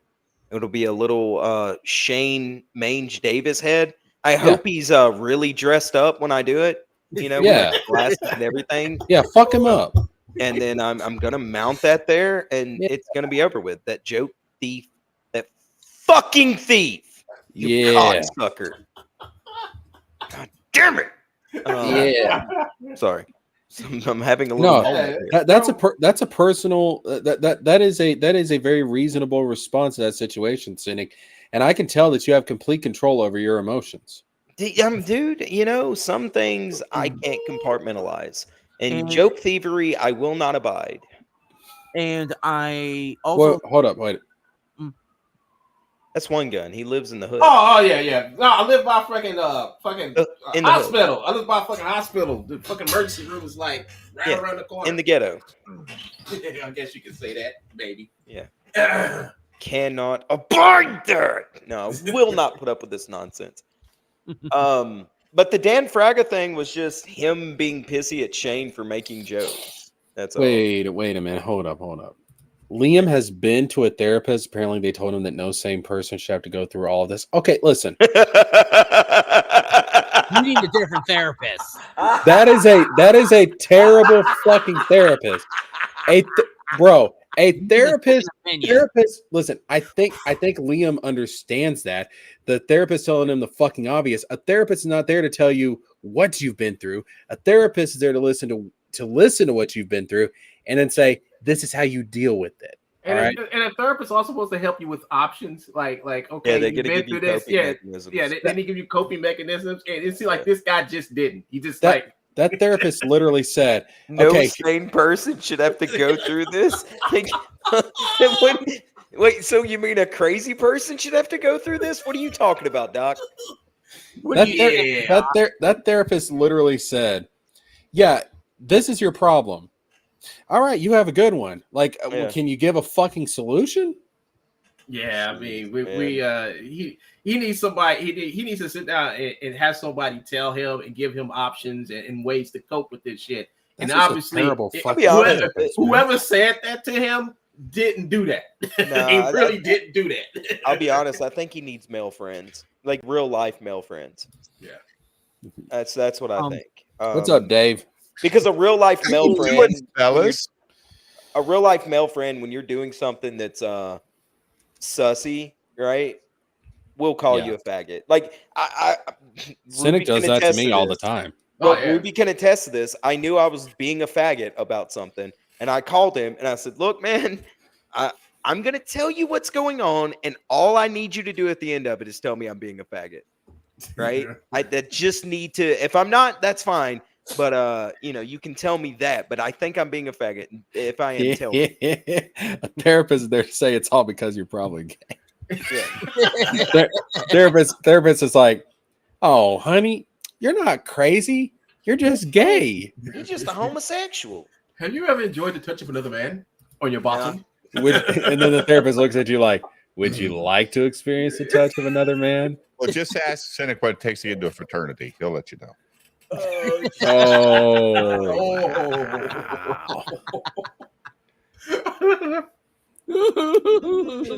All right, I think we've exhausted the Liam topic. Let's jump to this quartering video because I got to get out of here soon. So. Yeah. All right, let's finish quartering. Yeah. Cookbook to help fund the new studio. He's going broke. It's a meme, but man. That's why we're watching this. Oh no, I have my coffee company. Well, the coffee company has also been expanding to take on Amazon to try and compete more with bigger names and to hopefully by the end of the year be on the grocery shelves. And for the past 3 years, I've tried the coffee brand Coffee on remaining completely apolitical. This is so dumb. And that's man. literally why I called it that. Ordering Some people think the name's goofy. I get that, but it would have been easier. This is Bro. the exact fucking same shit that Larry tried to say on my show the other night about how successful he's not. This man is living in his mother's basement, or well, at least it looks like it, anyways. And he thinks he can take on fucking Amazon. Yeah, I was sitting there when he said that. How delusional are you? Yeah, I'm seriously sitting there going, wait. You're gonna tell me your goal is to take on Amazon? Bro is probably gonna be close to at least Etsy or something. Like shoot for the stars, land in the fucking hemisphere barely, you dumb fuck. What are you talking about? Delusional man going broke. He's trying to keep himself from going broke, so he's gonna go for everything. He's gonna say anything to get people to feel sorry enough for him to buy his shit. No, what it is, listen, his dumbass audience actually believes that he can take on Amazon, and so he's trying to appeal to them because he knows how fucking stupid they are. So it's like, help me fight the fucking culture war, guys. We're gonna take down Jeff Bezos and Amazon, literally the biggest fucking company in the world. Yeah, and I'm gonna do it all from my mom's basement. That's the entrepreneurial free market capitalist spirit. Har, all the keywords. Moron. Let me expand my YouTube channel into a product that every right-wing fucking YouTube talking head is expanded into. Yep. Tim Pool, Friday Night Tights, Eric July. Yeah, Eric, like all these fucking people have coffee companies now. Yep. Every fucking one of them. And guess what? They use the same company and all it's all drop shit. All their shit tastes the same. It's all white labeled. It's all I don't drop get why shit. it's all coffee. gay. Why It's did all gay coffee. Why did they think that coffee had to be reinvented? Bitch, I will still buy Folgers. Folgers is doing just fine, man. Like, why in the fuck did they go for coffee? Come on with something a little bit more original and unique. I went for like my special made boba or something, boba tea or something. I mean, do you really think that motherfuckers out here who have been drinking coffee, who have been drinking like fucking Folgers coffee for generations of their families, all of a sudden just gonna be like, you know what? I don't think I'm gonna drink Folgers today. I'm gonna go out and get this fucking coffee brand coffee, some dumbass name like that. Granddad literally drinks Folgers coffee crystals. Do you know that the coffee that they sell, all these guys sell, is like a lower quality than Folgers coffee? Yeah, it's that fucking. What's that shit at Walmart? Home Value or whatever? Yeah. It's cheaper than that. It's cheaper than that. Only thing that's worth value is them slapping. It's worse than Black Rifle coffee. Oh, but I'm a fucking culture war, man. Hardy, like shut the fuck up. Find something. They're gonna be an off-brand version of Black Rifle. Hey, Sleeping Psychopathy, that fucking Incest commercial was a work of art. That should have got a fucking Oscars. Don't you bring that? Don't you dare shit on that. All right, that thing was beautiful. It's a very handsome commercial. I agree.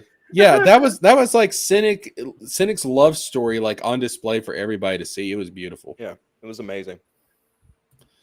All right, Andrew, go on. Tears coffee or something like that. But I want my coffee to be on coffee shelves one day. There's a big difference between what I do and what most everyone else does. I don't drop ship my coffee. We roast our own special blends. We hand filter our beans. We pack our orders. We ship our orders. We handle our customer service. That's bullshit. We are not a drop ship outlet. We're a real coffee company. No, and you're we not. made that investment with the plan. We're a real of having something coffee that could company. grow. Take me seriously, we've guys. never been at our most vulnerable. But right now we're stocking up for Mother's Day, which is an important time of year for us because we do so well for Mother's Day gift boxes. And we're trying to compete on Amazon. And I'm trying to build a new office. All of these things have stretched basically me to the absolute max. Do you think you might be running yourself a little thin there, buddy? Yeah. No. Here's how you know it's a Why am drop I ship supposed company. to give a shit about his fucking lack of control of spending money? Like you shouldn't. Well, hold up. What y'all aren't realizing is he just bought like 20 or 30 acres of land and built a brand new fucking house like a year ago. Jesus Christ, man. Like a massive fucking house. Hey, chat, please save me from my own fucking terrible financial decisions. Yeah. So he spent a whole shitload of money, and now, dude, he bought. All right, so my family on our farm, we exclusively use Kubotas. He bought a Kubota that was so fucking expensive. I showed my dad, and again, we make money off of a farm. Even my dad was like, "No, fuck that." He bought it just for shits and giggles because he could. Yeah, just because he could. Yeah. Yeah. Selling my Neo Geo collection. I'm selling my Nintendo collection. I'm selling all this stuff to help fund this stuff. And it's because I believe in the things that I'm doing. But now we hit a roadblock that I need to try and reach out and give you an understanding of why I could use some help. No, thank you. I can't confirm this for sure, but why don't you start a Kickstarter campaign? I'll tell you what, bro. I'll think about helping you if you get a fucking lint roller on that hat. Why you Look at the cat shambles, bro? Look at that cat fur. He got cat fur on this shit. Look. Fuck, bro. Oh, dude. Cat food Larry been over to his house? I invested in the shitty comic book, and now I'm going broke. now I'm going to invest in this shitty coffee company. I make great decisions, guys. Oh my gosh. Right now, with Coffee Brand Coffee, we are basically completely vertically integrated.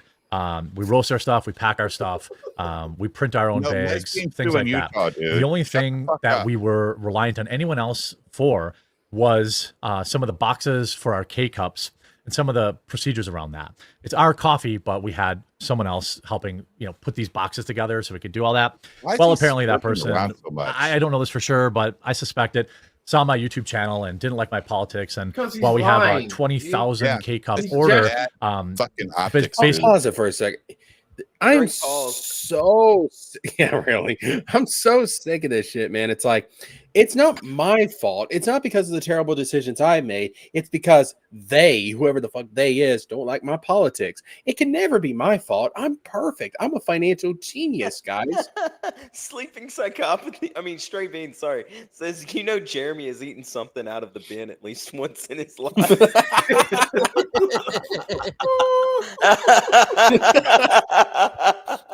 Oh, gross, fuck, man. Ew. So this dude's gonna say that their K-Cups are the reason why they're gonna go under. Well, you nobody could have done exactly. I don't even. I mean, I use some K-Cups, but like they're old. They're ones that I bought years ago, but I only drink coffee like maybe 2-3 times a year anyway. Yeah, so, I don't drink it at all anymore. I drink coffee all the time. I literally had a cup of coffee before we went live. I thought that was something, that only like housewives buy. Yeah, coffee. No, the K-Cups. Yeah, like me and my dad, we and offices. We have the same. We have the same like Keurig machine or whatever, and we just have one of those like reusable K-Cup things. Mm-hmm. Like if I ever want coffee, I just go over there and do that. I mainly use that bitch for hot water though, or like make tea or something. I got like a whole 4 boxes of K-Cups from my friend worked at this fucking office, and they just had a bunch of them, gave them to me along with the machine. I was like, do they know you have this? It's like, man, you gonna take it? I was like, okay. Okay, so if it's mainly office workers, how many fucking offices do you think are sitting around going, "Hey, did we get our coffee brand coffee order today?" None. None. Not one. None. Not Well, fucking one. This is for fucking Jeremy Grit or Jeremy Rift. Jeremy quartering. Boring. Yeah, Yeah, the Daily Wire. Quartering audience. Yeah. So dudes can buy it for their girlfriends or wives and say, "Look what I Bro. did for you watching us live stream. When I wasted last night." It's fucking coffee. How much fucking innovation can there really be at this point? This is fucking I'll ridiculous. tell you bro. truthfully, I'm not a coffee snob by any means, but I've never ordered coffee from anywhere and been like, "Ooh, this tastes way better than whatever fucking bullshit brand I got from Walmart." Colors. Yeah. Yeah, the only thing that, like, yes, I've bought coffee brand coffee for my wife. You fucking Mark. Hey, dude, I'm the Mark for everybody that I think I like, right? Yeah, like, I got fine. Dave, if somebody donates money, I'm kicking you from the stream. Okay, fine. That's fucking pathetic. No, but my wife liked his blueberry coffee. Like, she liked it. So I bought the blue. Yeah, he had a blueberry flavor, and she fucking loved it. So okay, like, I can't hate completely, but we haven't bought it in a year. Like, it's not like we're going back anymore. We tried it, she liked it, but we didn't go back. So and you could probably find a comparable blueberry coffee on Amazon. Probably. Like, I mean, she prefers Dunkin' Donuts coffee over anything. Dave is the perfect really? zero viewer, dumb with money. God damn, sleeping. Sleeping psychopathy is starting to become my favorite fucking chatter. I'm not gonna lie. Me too. It's not for. If we're not, I don't know why I'm a zero viewer though. If I'm dumb with money, how am I a zero viewer? I'm the viewer you want. No. You view the zeros. Oh, okay. Yeah. So like the quartering, the FNT guys, like you're their bread and butter. You're a pay pig to them. Yeah. like when they say that a sucker is born every minute, they're talking about you, Dave. Not true.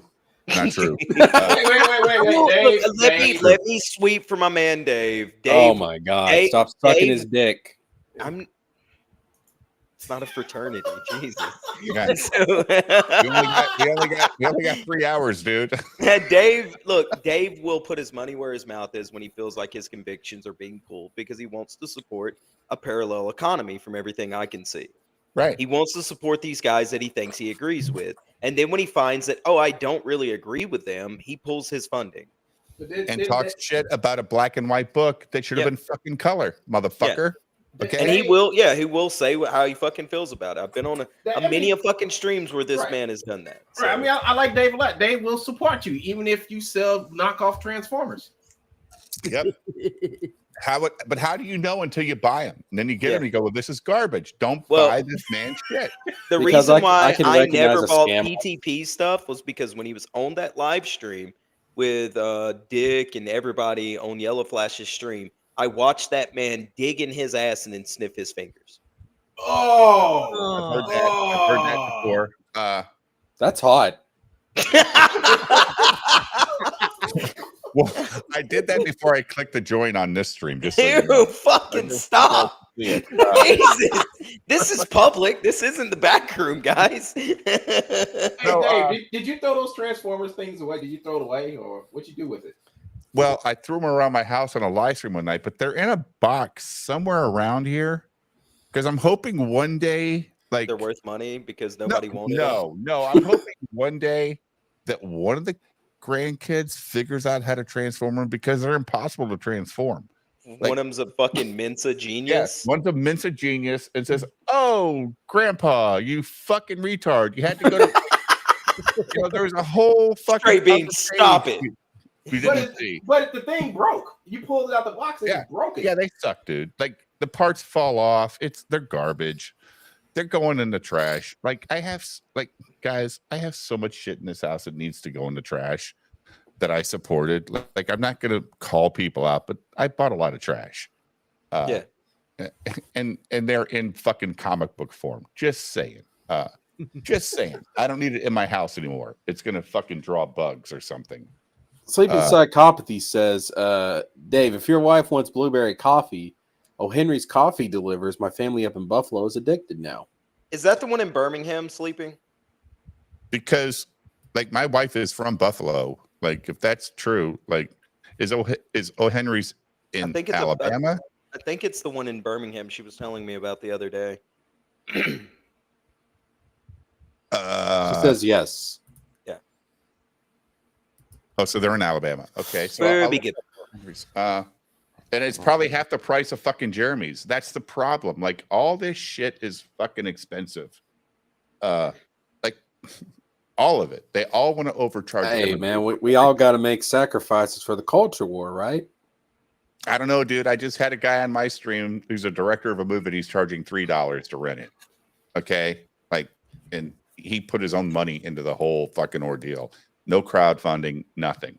So more props go to that guy, right? Like, that I can respect. What kind of movie is it? It's a story about a kid who's diagnosed with leukemia and the struggles with his family and stuff as an 8-year-old.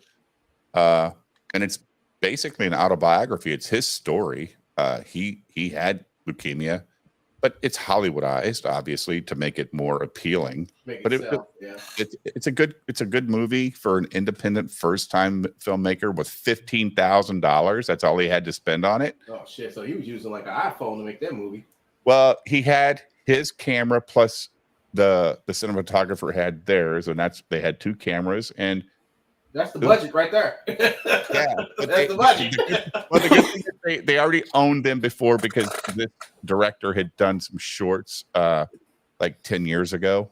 So he had some stuff. But at the end of the day, you know, he hires actors and he wrote the script, he directed the movie, he edited, and he did all the production, dude. That's a lot of work. And if you can't support somebody like that, like an indie comic guy that's like a Richard Embry, think about it. $5 a Richard Embry's book.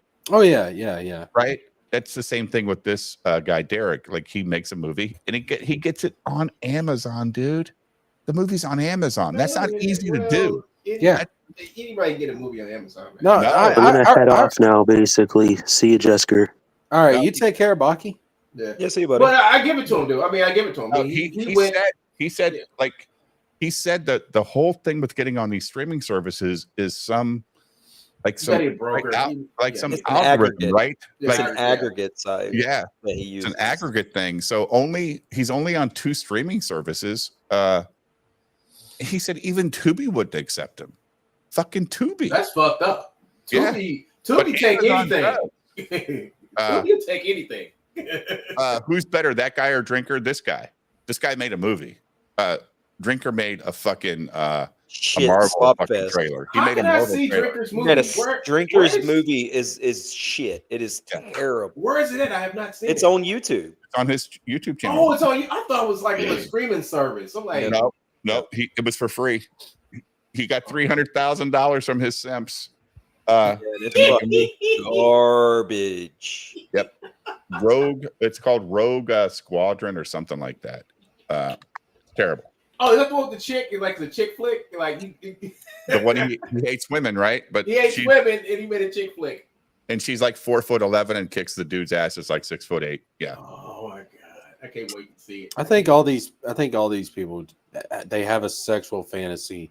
They just want to be stepped on by Daisy Ridley. Exactly, right?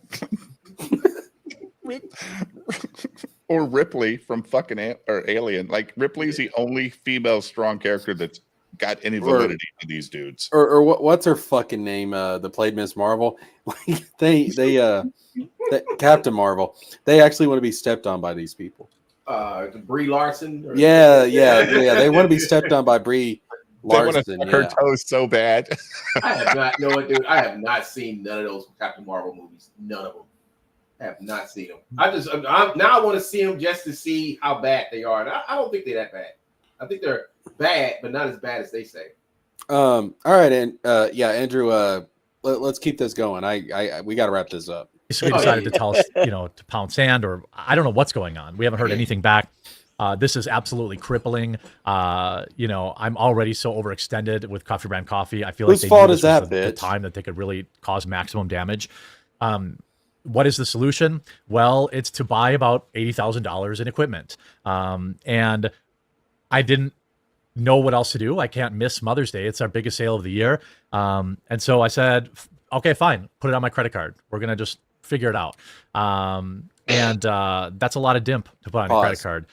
And imagine having a fucking credit line that you can just fucking slap 80 grand on it, right? Just a fucking credit line. You can slap 80 It's grand worse on. than that. It's worse than that. He didn't say credit line. He said credit card. No, that's my point. I'm just saying, imagine having a credit card, and having the nuts enough to just slap 80 grand on it. I don't think he has like.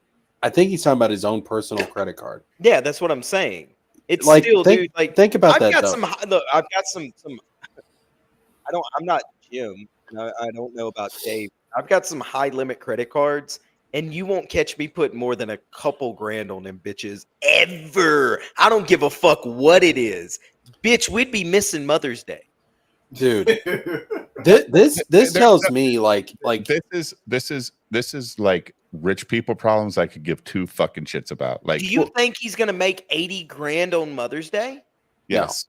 You think he'll make $80,000 on Mother's Day? No. He'll have a sale the whole entire month before Mother's Day, and he'll knock 10% off and whatever on all these other ones, and he'll have his box sets, and he'll probably make the money back. But I don't give a fuck about him throwing $80,000 on a credit card. That's his lack of planning, dude. Fuck off. I think honest to God, like, this is worse than what you guys realize. This to me says like he's not able to get a loan. His financial options are like very limited, and it's probably because he's fucked up somewhere along the line, and no one's gonna help him out. I don't think he could probably get a loan because I doubt he paid cash for the house that he just bought and built. So his debt to income ratio on that is probably too high to get approved without it. He used his credit card because the interest rate was low. Plus, the other thing to factor in here is they probably needed the money like now. Yeah. And the bank would have taken like 4 days. Yeah. And who's to say that Jeremy didn't go out, throw the $80K on a credit card, went to his credit union, and they gave him a 2% loan on $80K, and he paid it right off, and now he's begging you guys for money. On top of that, Mother's Day is what, a month a fucking way? Exactly. Like, could care less. Now, he does have to get all these packages ready for shipping, but like, no, dude, this is stupid. Like, I can't stand this stuff. This is like lay some people off? Can't pay his fucking utility bills. Did he like fire some people, lay somebody off, or shut something down? Or... Yeah. Let me make these people jobless just because of my fucking mistakes. Piece of shit, dude. All right, continue, Andrew. But we're going to save Mother's Day, and we're going to bring this last piece of the puzzle in-house. We're even getting a machine to make our own coffee scrub for the ladies and guys out there that want to, do it for skincare. But anyway, that's just to help pay weird. for it. We've done this one other time before, and what I did was I put together this very cool Founders Vault Pack. There's only 1,000, and 200 of them are already gone from my live stream earlier today. Hey, hold up. How much is this? $99, and there's 1,000 of them, so that's $100,000, right? Jesus So Christ. magic math. He's gonna make $20K off of these Founders packs. So wait, you needed $80K. You're gonna sell a $20K, get $20K. Oh, woe is me! I'm about Woe is me. So you motherfucker, you. Oh, children going hungry in Africa? Nah.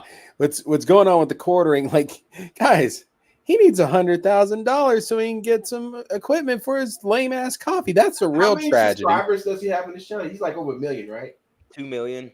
2 million. So he's just trying to tap into what 2% of his audience, like 5. Yeah, that's a good ratio. Yeah, you can always tap into 2%. Yeah. Almost always, almost 100% of the time. Yeah. This motherfucker is about to just pocket 20K, and then just fucking, but off of a woe is me. Gee, fuck me, man. This is so. Oh my god. This is some grifting shit, right? Well, he's like the ultimate motherfucker, and this grifter, bitch bro. can't even afford a 99-cent lit roller. Right. He came on this stream fucking disheveled looking, right? To be like, oh guys, man, I'm under attack. Bro, my K-cups are under attack. I I need would- you all to I buy would love- $100 worth of pre-order Founders Vault pack. This is going to be Eric. This is going to be Eric July. Believe me, this is going to be Eric July in about another year from now. It's already Eric You know who I'd really love to talk to about this guy? Who? Lofty fucking Pixels. Oh yeah, he's probably got a little bit of dirt on him, right? I would love, and I'm not even saying like we have to do it public, although I would like to do it on a live stream. But I'd love to just sit down with Lofty and be like, "You want to explain this to me?" Like, So you're saying after y'all got done talking about hot guys, then y'all would talk about the quartering? yes, like sex first, and then talking about the. No, wait. Let's talk about the quartering during sex. That's weirdo. That's some weird shit right there, dude. All right, hit play. Let's see what this. I'm a weird dude, one gun. Our freeze-dried strawberries, which are not available anywhere else and will never be available as far as I'm planning anywhere else. You will also be the very first person to get our exclusive spring flavors, tangerine, which trust me is delicious, and cherry cordial, which is also really good. You also get a Founder's coin and how's he making new flavors if he's so fucking broke? He's fucking because he's not fucking broke. Bro, you get a fucking Founder's coin. How fucking gay! You imagine how gay you gotta be to have a coffee brand coffee Founder's coin on your shelf or your desk or whatever. Dude, I would You're rather a have fucking freeze-dried Skittles than Dude, his this is shitty a fucking freeze-dried scam. strawberries. I'm fighting the culture war in 2025. Look at my Founders. Fighting the culture war. Get your token. I can buy yourself, Jeremy. I can buy freeze-dried strawberries at Trader Joe's for $5. I don't give a fuck about your freeze-dried strawberries. They aren't available anywhere else, Cynic. They're not available anywhere else, as far as I know. I will never release them anywhere than this Founders pack. Newsflash: freeze-dried fruits fucking suck. Go fuck yourself, Jeremy. And he's a liar, because if he only sells 500 of these Founders packs, he's got to sell the fucking strawberries. So he's gonna put them up for sale. Sleeping says she collects challenge coins. That would go in the trash. You're gonna get a quartering Founders challenge coins, and I'm the fucking mark. Jesus Christ! Jesus, man. I got some challenge coins from when my brother was in the military. Are you looking for them? No. Are you collecting them? No. The only thing I collect are Zippos and video games. Some comics. Well, Stray Beans, I completely respect the grift of all of these guys. Like, they always always Look, man, I'll tell all of you right now. I'm talking shit. If we tune into EVS right now, there's a good chance he's trying to sell you a fucking book. Like, I'm not gonna lie, I'll be up front. I'm talking shit, but if I could sell out and spurn all you motherfuckers, yeah, buddy, I'm coffee brand coffee, bitch. Right? You let the quartering call me with the right fucking zeros. I'll talk to you motherfuckers in DMs. That'll be it. I will sell out in a heartbeat. Yeah, of course. But if you don't ask, you ain't gonna get it, right? Bro, I'll be putting freeze-dried strawberries up my ass for the right amount of money. What are you talking about? It's like, yeah. Chocolate covered, your version of chocolate covered. I'm never gonna offer these anywhere else, Jeremy. Give me that check. Yo, man. Like, Cynic's like, listen, I don't care. Listen, I am not gonna stick a strawberry in my ass. I am leaving right now. And then it's like, here, let me add a couple of more digits to that check. And he's like, shit, dude, that's all you had to say. What are you talking about? Yeah, of course I'll do that. No, bro, I'll sell out in a fucking heartbeat. You're crazy. I mean, listen, for the right amount of money, if it's like life-changing shit, yeah. Yeah, and the quartering type of money is life-changing money. Yeah. I mean, I've seen small bills, right? Like $100,000, shit like that. That's good money, and that is life-changing money to a lot of fucking people, right? Yeah. But that money will go by so fucking fast, and you'll have nothing to show for it. But you give me life-changing millions of dollars, bro. Yep. Fuck y'all. I will grift my ass off, baby. Bro, listen, I said it before. Like, if I got 3 million, like Eric did off of a fucking comic book, you would never even hear from me again if I sold Isom 1. There would not be an Isom 2. My ass would have hit the woods. Yeah. Yeah. I mean, dude, it'd be like, if I invest this right, I'll never have to work again a day in my life. Bro, I would just literally put I would take 500,000 and put the rest in a savings account, live off the interest, and blow the fuck out of that 500. You got it. Yeah. I live in the South, dude. I live like a fucking king. Bro. That would be generational wealth. That's right. That's right. People don't get it, man. Like you get millions of dollars, you can put it into like a mutual fund, something that's safe, man. Fucking savings account, something that's safe. And put it in Tesla.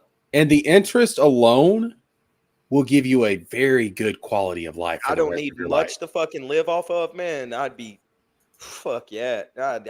There would not be an Isom 2. I'm just telling you that. You would not see me on YouTube again. It would have been, everybody been like, wait, what the fuck happened to the Rippaverse? Wasn't he supposed to change the comics game? Yeah, but I'm telling you, man, like people like Jeremy, like they don't get it, man. Like it's they want to go big, go home. They want to prove themselves that, oh, I could be like fucking no, bitch. Listen, if you make your millions and you've made millions quartering, like just invest that shit wisely and enjoy your fucking life. Get on here, do your YouTube thing, entertain people, and just enjoy your fucking life. Stop being so fucking greedy. Yeah. So the estimate is Jeremy's net worth is like 2.1 million. Jesus Christ, man. How much again? Is that true? It's so net worth. All the net worth spot websites are ranging from 2.1 million to 5 million.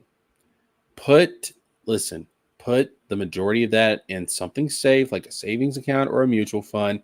He bought property. He bought 30 acres in a house. Like, you can't go any better than that. That's fucking awesome. Fuck respect. No. Fuck respect. I get respect from people that I care about. That's all I need. Don't nobody else need to respect me. Fuck that. He's worth that much, but what is his money wrapped up in? I mean, he doesn't have that money like on hand. That money is in something, so he might be worth that much, but how much of that shit fungible? I mean, how much of that shit, like, he can have access to it? Well, he's got $80,000 fucking credit limit on a card. Apparently, yeah. Like, he's got like American Express is unlimited if you get the platinum or the gold card. Okay, it's a thing. Yeah, but had the money in 30 days, but had the money back to him in 30 days. No, not necessarily. Not necessarily. However, used to. The point is, he does have the $80,000 available in 30 days, or he wouldn't have fucking done it. Because Jeremy's not going to pay interest on this shit. He's smarter than that. He's not a dummy. I mean, he's a goofball, but he's not stupid. He's worth what, 2.1 to 5 million, Cynic? I mean, he's not stupid, but he's on the border of it. He's a goofy motherfucker for sure. He's an out and out grifter. This is what he is. This is what he's always been. I think Sleepy he's nailed but an it. algorithm chaser, right? Yeah. He wants to be known and respected in some circles. If you notice, like, there's a picture of him floating around with that gay dude that campaigned for Trump. That gay dude with the long hair. I forget what his name Milo is. Yiannopoulos? No. With the long hair, not the blonde hair. There's some gay dude that's popping up in conservative, in all like the conservative political shit now, right? And he was just pictured with this guy at some event. He wants to be somebody. That's what the courting. He does not want to be just this YouTube news guy. No, he wants to be on like with Ben Shapiro. He wants to be there. Bro, like this shit pisses me off, dude. If you're making millions of dollars just getting onto YouTube and talking to fucking people, stop fucking bitching. I mean, you have like one of the easiest fucking jobs in the world and you're making a killing off of it. Like, can you not just be a little bit humble and just, be happy with it? Jesker, when you make money, there's always more to make, dude. Like, understand that. Like, there's always more to lose. Yeah, but he's fine. Yeah, the Pennsylvania guy sleeping. I don't know his name, but he makes money bitching. He makes money being repetitive as fuck too, right? That's why I quit watching. I quit watching the Quartering probably 3 years ago. It was when Target was doing that transgender kids clothing stuff. Yeah. It was. I was cutting grass. I remember it, dude. It was fucking weird. I was cutting grass and I was listening to his videos, and I was like, yeah. And I noticed it was like all of them was tranny shit, and I went, right, man. Like I get it. Like I don't like trannies either, and like the kid thing, right? Like I don't agree with it, but I'm like, motherfucker, dude, is this all you're gonna talk about? Like, yes. Is there nothing else going on in the world right now? Hey, Jesker, look at his. And I just unsubbed. New videos every day at 12, 2, 3, 5, and 6. He's upped it, dude. It was. He that would drive me in the morning. He released one at lunch and then one in the evening. That would drive me fucking crazy, bro. He's doing 2 more videos a day now. Yeah. And then he's doing a Rumble live stream Monday to Friday. How does he even have time to run a fucking coffee company? He's got editors. He's just got editors, dude. He just yaps and they cut shit out. But the thing what he does now is he just does the Rumble live stream and then they edit clips from his live stream. And the thing is, though, like YouTube only promotes free upload a day. Yeah, because after 3 videos, you get no notifications sent out. Yeah, they just ignore you. But he's got his fucking audience so trained. Like at good little monkeys. They just check in and he gets 60,000, 80,000, 120,000 fucking views 5 times a day. That's 500,000 views. That's fucking $60,000 or $20,000 in the bank every fucking day, dude. Whatever the fucking number is with ads. It's ridiculous. Not including the super stickers and shit he gets in his fucking videos. Yeah. That's what we're talking about. I wonder how much of that money Lofty got. Probably like a couple grand total. Yeah, like how much is Melanie Mac making on the Wednesday stream with him? Oh, Melanie Mac. Oh, come on, Jesker, you want that? No, I do not, dude. No, I said this in the DMs. We were having a chat about Melanie Mac. I said, listen, I would honest to God, I would legitimately rather fuck one of my cousins and commit incest than get my dick anywhere near Melanie Mac. You gag ball that bitch where she can't say a word with that vocal fry. Would. You will put your dick in that thing and it will come out as a stub. Yeah, I do it. She said she got a pencil sharpener down there? Yeah, that's her problem right now. She's not getting dick. Listen, I can fix her.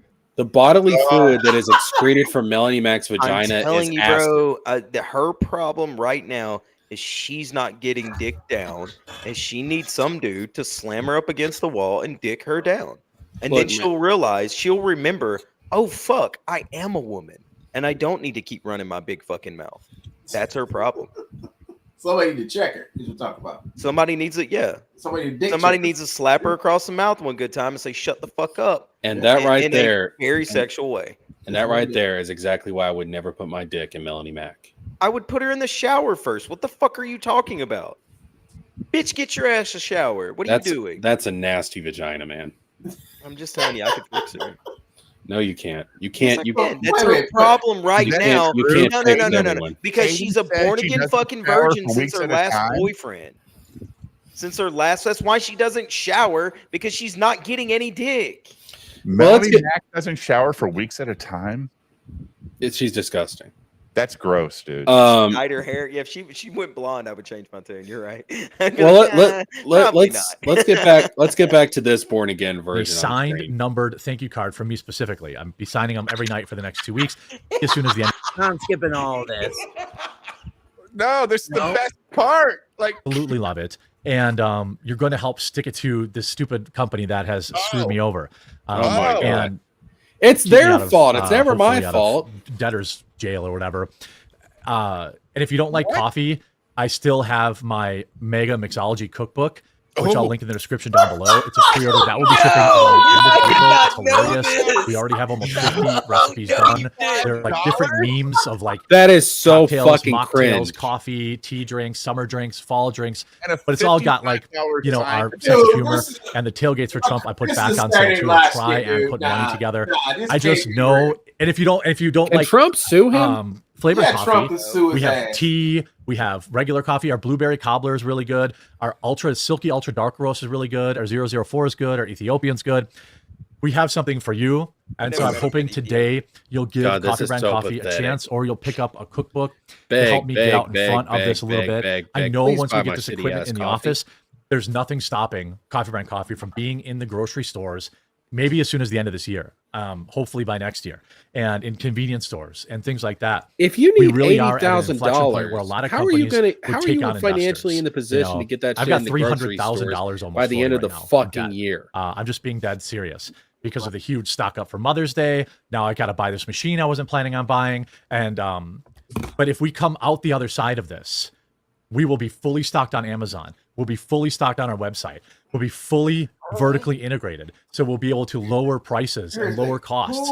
We are doing so much. We handle our own customer service, by the way. Maggie works full-time covering the customer service for our company.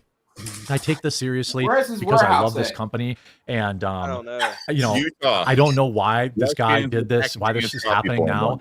It's literally the worst possible time. Grocery stores are not going to take the like our Mother's Day risk of gift putting boxes his coffee keep us on their for the shelves. whole year.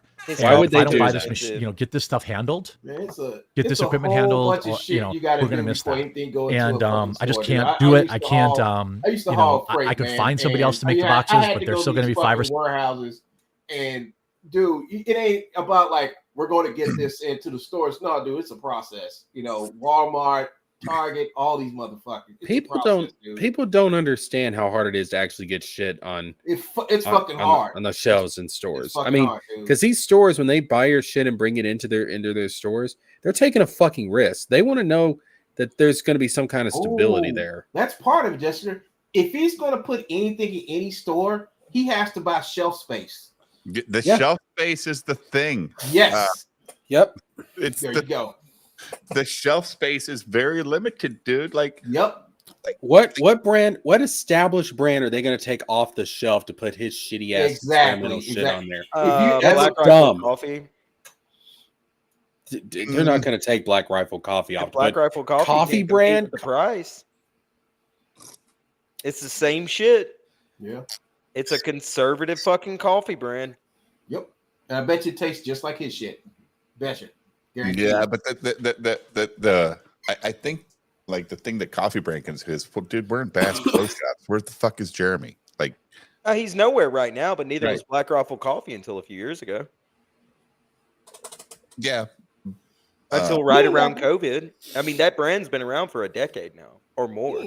This dude ain't got the money to put his shit in stores, dude. I mean, shelf space is going to kill him. If he's so desperate for money, how the fuck is he going to get all this done by the end of the year? I don't. The problem is his shit's so expensive already. I don't think he could lower his prices. He can't. In order to compete with other people. So yeah, and the legacy companies will beat him out.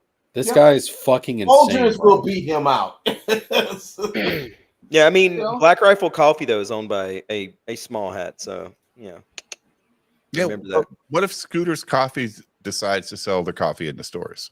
Like, they're nationwide at this point. Scooters, like, they can go Jeremy for it. off the fucking shelf. Like, goodbye. Like, Scooters is half the price, dude, and they're what they'd probably do is do like they did Coffee Brand and even Dunkin's when they started making their K-cups and shit. Right? He'd be on a corner, like in one of those little corner end caps. Yeah. Or on the very bottom shelf with like 2 slots. And there's your slots, dude. Sell those out, and then we'll talk about some more fucking shelf space. Prove yourself, bitch. Shelf space is a motherfucker, dude, and that shit can get really expensive, especially. But also, man, they'll probably. I think he could end up being in stores. But by the end of the year? No, not by the end of the year. No, I don't think. But that's insane. Or next year. But. He's got to lower. He's got to have competitive prices first. Yeah, nobody's going to go in and buy a fucking $20 bag of coffee. Right. Yeah, it's like going into a Shell gas station, right, or a mobile gas station. Their shelf spaces are pretty much the same. right? Yeah, Like what's all of in them the now. shelves are in the shelves. Unless it's a personally owned Haji store, and Right. them motherfuckers got Then shelf you'll space on the see- ceiling. Or and that's where you find like those energy drinks that you'll never see anywhere else, right? Exactly, Or because you- Majit has got like a random cooler like on top of the fucking other cooler or on top of the fucking counter right by his vape display. Right. And but like you go, oh shit, I go to, and then you go to like a grocery store, and you're like, oh yeah, let's go to the energy drink section, and it's not like the fucking gas station. The gas station has like Monster, Red Bull, Ghost, whatever, C4. Go to the grocery store, and there's 80 fucking brands. You're like, holy fuck. Yeah, There's a lot of energy dude. drinks They got out a whole there. fucking back wall. Yeah. Full of brands. So it's crazy. All right, Andrew, keep us going. 6 weeks out, and then I could still run into the same problem later. So I think this is basically the last piece. We're actually moving into a new building where I'm going to make a storefront where people can walk in and get the coffee, which I think would be really awesome. That should be open later this year. How he's going to build a store. I have no interest in opening up coffee shops, but maybe a couple of pop-up shops where it's available would be cool. Until he does. But I am reaching out, hoping, asking for you to pick up this pre-order Founders Vault Pack. I'll be signing everything all night tonight. And if you don't like flavored coffee, you can just go to shop and you can go to coffee or K-Cups. And we have all of our, double calf. We have decaf. We still have some gingerbread coffee available. That's 50% off right now. We have our cold brew coffees, which is really good. We have everything in K-Cup form, strawberries and cream, blueberry cobbler, right. all this that stuff. MJ Klein We have doll. something for everyone on coffeebrandcoffee.com. And I'm hoping you can help me stick it to this guy and just no more relying on anyone else. Lesson learned. Hopefully, I mean, this will cover a chunk of it, a nice chunk of it. And, once Mother's Day comes That would around, cover I'll be all able of to it. What pay are you off all the fucking rest of it. talking about? Or if we sell a bunch of Trump If you books, took but out those are other supposed to be for the loans, it's got studio. nothing to So do with literally this the shit worst now. time. Imagine. You stupid fuck. Like he's saying, well, I took out $300 worth of loan, including this $80,000. But you started the video out by bitching about $80,000, and you're gonna make $100,000 if you sell all of these. Just these before Mother's Day. Just these. Like come on, dude. All the other coffee, you're paying like $5 a bag, and you're selling it for $25. Shut the fuck up, man. Like, fuck off. God damn it. And what? He has no overhead for this shit. None. This shit is bagged from a fucking factory in Utah. No, it's not. Don't you hear him? It's all in house now since he first started with those lesbians that were roasting all his coffee for. Yeah, man, he's And he literally got his caught. mom upstairs making coffee right now for everybody. I remember when he first started this fucking company, he said that shit. He did. He said that his mother was the one that was picking the coffees and like, Yes. Yep. Picking the beans, all that. yeah, bullshit. I fucking remember that. Yep. Yeah. It's me buying blueberry cobbler for my wife, motherfuckers. Because I thought, man, this guy's putting the work in. Then you find out he's nothing but another. See, again, chat and sleeping, you can hate on me, but everybody knows I'm new to the YouTube. I'm new here. Like, I don't know what these guys are about. Now I know they're all fucking liars. Yep. The only YouTuber merch I have ever bought was a Medicare hat. That was it. That's all I've ever bought. Well, still waiting on a bottle of bourbon, but it's not a YouTube merch thing. So That's not YouTube merch. What do you fucking I about said you, that. Dave? I said it's not YouTube merch. I said that. I clarified it. Didn't it? I really want that bottle though.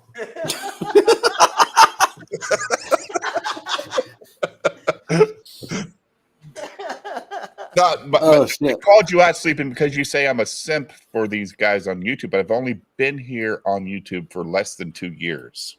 Literally. Watching it and like streaming on it. So yeah. No, but she's right. All right, play that thing, Andrew. Imaginable to have this happen. And you guys have all been so make it pass out helpful here and in my thoughtful and supportive with all my various endeavors over the years. Some of them work, some of them didn't work, but the coffee company is working. I'm not taking on any investors. We want to do this ourselves, but I can't do it without your help. And I sincerely hope you'll consider picking up this Founders Pack, which will be linked in the description, or if you just go to coffeebrandcoffee.com, it's right on the homepage, or picking up something. Support small business We really, we're about a dozen employees. You're a fucking YouTuber, and, small business. We my really ass. care. We care about you. We care about our coffee. Just We a care about our small organic mom and teas. pop If you're not a coffee operation. person, we have organic teas available. We have something for you. cares And then about remember, you some guys. on Mother's Day, all of our gift boxes will be available on Amazon, so you can get them Andrew, free did next Jeremy day buy shipped. your book? Making less Does he money, care but it's about you, about dude? expanding the reach of us. I'm taking this very seriously, and we've come so far exclusively because of all of you. And I wanted to reach out one more time and see. We've got about 800 of these founders packs left, and that's it. Please pick one up today. And if you don't like the flavored coffee, then there's a bunch of other stuff you can get. Although I highly recommend this. Maggie and I and my wife worked very, very hard dialing this flavor in. Multiple iterations. The freeze-dried strawberries are ridiculously delicious too. And they'll all be signed, numbered, and they're going to ship in early April. So it's only a couple weeks and they'll have it. He's And gonna you'll get it sign before and anyone number else. Our new your spring flavors, coffee which that are you're gonna ridiculously drink and good. your Thanks so much for freeze-dried always being there for me. If Someone you throwing don't the like coffee, trash you can issues pick up in. the Megan McCology book. And I This will is not so talk cringe. about coffee at This all is tomorrow. fucking Okay? I cringe, won't talk dude. about it, but I just figured I'd Oh make a my dedicated video God, 'cause man. I'm kind of Fuck running out of you. options. Fuck I hope you for enjoyed. doing this. If you did I enjoy, hate understand. this. But we'll talk to you again real soon. I hate the fucking MAGA bullshit that people just slop. It's fucking slop, man. It's disgusting, man. It's fucking cringe. Stop buying like political branded fucking shit. Quit it. What streaming service are we on, by the way? Streamlabs. Streamlabs. Yeah, Streamlabs. How do you like it? Fucking sucks. Nah, it's better than StreamYards. Fuck StreamYards. Dude, Streamlabs fucking sucks. Nah, fuck you. You I try gotta, like- Restream. Restream is better. Restream is horrible. No. Restream is trash. Really? Yes. This one is, in my opinion, ghetto? 'cause I've used all of them. Yeah, Restream's ghetto. This one seems a little bit better, and then StreamYard's superior. StreamYards is too fucking expensive. I don't disagree. I'm not They got- arguing. Now, one thing about StreamYards, though, Jesker, is if you make a video now, when you're done making the video, it will make you some YouTube shorts from your video automatically. Oh, really? Yeah, it's fucking cool, dude. You're like, oh, let us do this. Next thing you know, there's 4 shorts made from your 10-minute Oh, video. shit. I need to go back to StreamYard then. Yeah, fuck It takes a lot StreamYards. of work out of- That's how my shorts have been coming out. Like, oh shit, I made a bourbon review, and now there's like 4 shorts available. Cool. No, fuck StreamYards. All right, so before we go, since I gotta show you guys this. You bastard. This is the Folgers Incest commercial, but it's the extended cut. Oh god. This shit right here. The part of waking up is a cousin in your butt. So this shit they did an extended cut, and this is so well edited, it actually looks like it could have been part of the original commercial. This shit is one of the funniest things I've ever seen on YouTube. We gotta watch this. So here we go. I must have the wrong house. Sister. Oh, I missed you so much. They waited up all night for you, you know. It's a long way from West Africa. Oh, coffee. He's here. I brought you something from far away. Really? I feel so uncomfortable already. I've never seen this. What are you doing? You're my present this year. That's the fuck me eyes, bro. No. See? I smelled it. He's back. Ryan, you have to leave. What? What are you guys talking about? We know what's going on here. We know you're trying to each other. What? No, please. Brothers and sisters don't look at each other like that. He sent you to West Africa for a reason, Ryan, to separate you and your sister. You're crazy! Oh, yeah? What's this? He's my present this year. Jesus Christ. Okay. I'm your son, and I'm in love with your daughter. Oh, Ryan, what is in that box? What's in the box, Ryan? It's mine. What is it? What the fuck, man? Unbelievable. Oh, shit. Emily, I that we have so much in common because we grew up together. This is horrible. I just want to wake up every morning to the smell of you and Folgers I don't see candy and nothing dark wrong roast. with it. You make me the happiest brother.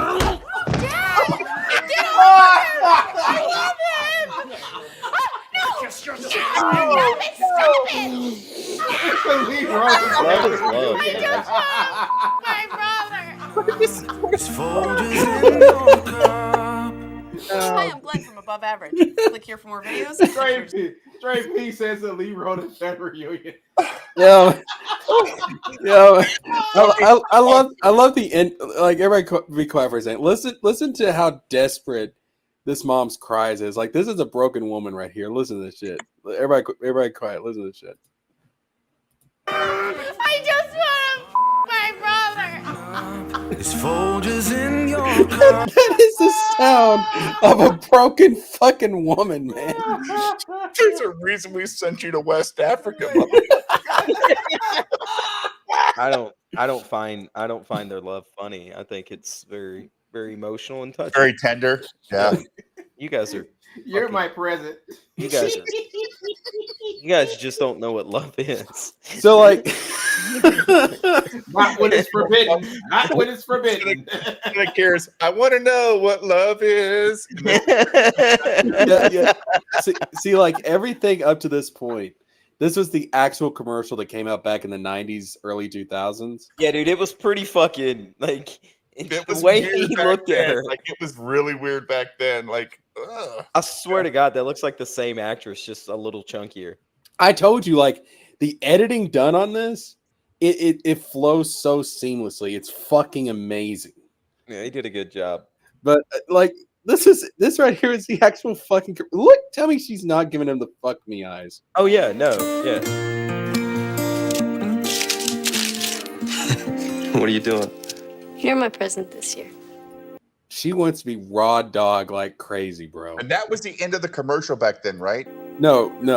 This was right there. Right there. Those fuck me eyes. And then that's where the edit begins. Yeah. Oh my god, like, that's fucking crazy, bro. Hey, did Ethan sleep through Johnny Scab's video tonight? Like, did he never show up? No, he didn't. He slept right through the motherfucker. Johnny was just waiting for him to show up. Hey. I kept seeing people on Twitter going, waiting on Ethan to show up for Johnny Scab. Like, I just saw that tweet over and over again. I had old gray clouds come in my chat, go waiting on fucking Ethan to show up on Johnny's stream. I'm like, thanks, dude. But he says, Ethan's streaming now. He crashed out. I stuck in my interview. This isn't good at all. What the fuck, dude?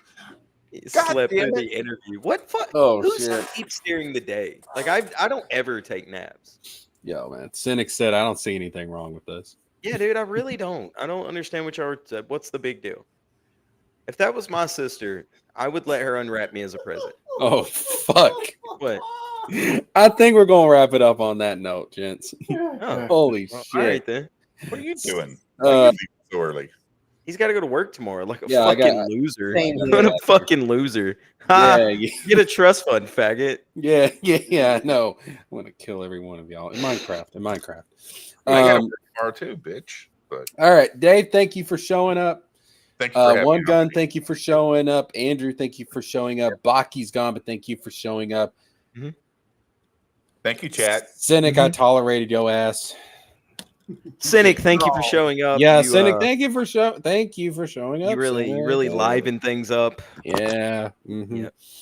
Chat, y'all are amazing. Everybody that donated super chats, thank y'all, much appreciated. Charge them back. Sleeping psychopathy is quickly becoming my favorite chatter. Sleeping Sicho Pothai. She's quickly becoming my favorite chatter. Me. All right, that's gonna do it. This is a good stream, man. I miss doing this. We gotta do this more often. I've been telling you for a month. Yeah. I know. 2025 was the year of Jesker. Yeah, dude. By the end of January, I'm gonna be streaming like this day, and this day. You're gonna have as many videos as Jeremy like by March, right? Like We haven't streamed since Valentine's Day. No, we did the Dyma streams. Did we do Wood after that? Yeah. Okay, so we streamed one time since then. I think there was 2 episodes after that. Okay. Anyways, chat. I'll see y'all later. Hey, bye. Oh, hey, hold up. Is Wizard doing his show this Wednesday? Yeah. Fuck. Okay. I might stream because Wednesday is when they're going to reveal the Switch 2. So we can do that on Wizard. I might. If Wizard's going to stream Wednesday, Thursday night. Oh no, Ruby's got King stream. Fuck. Friday. Fuck. Stream Tuesday. Yeah. Yeah. Fuck it. Friday, I might do a stream on my gaming channel talking about the Switch 2. Cool. All right, folks. I'll see y'all later. Peace out. Goodbye. Key.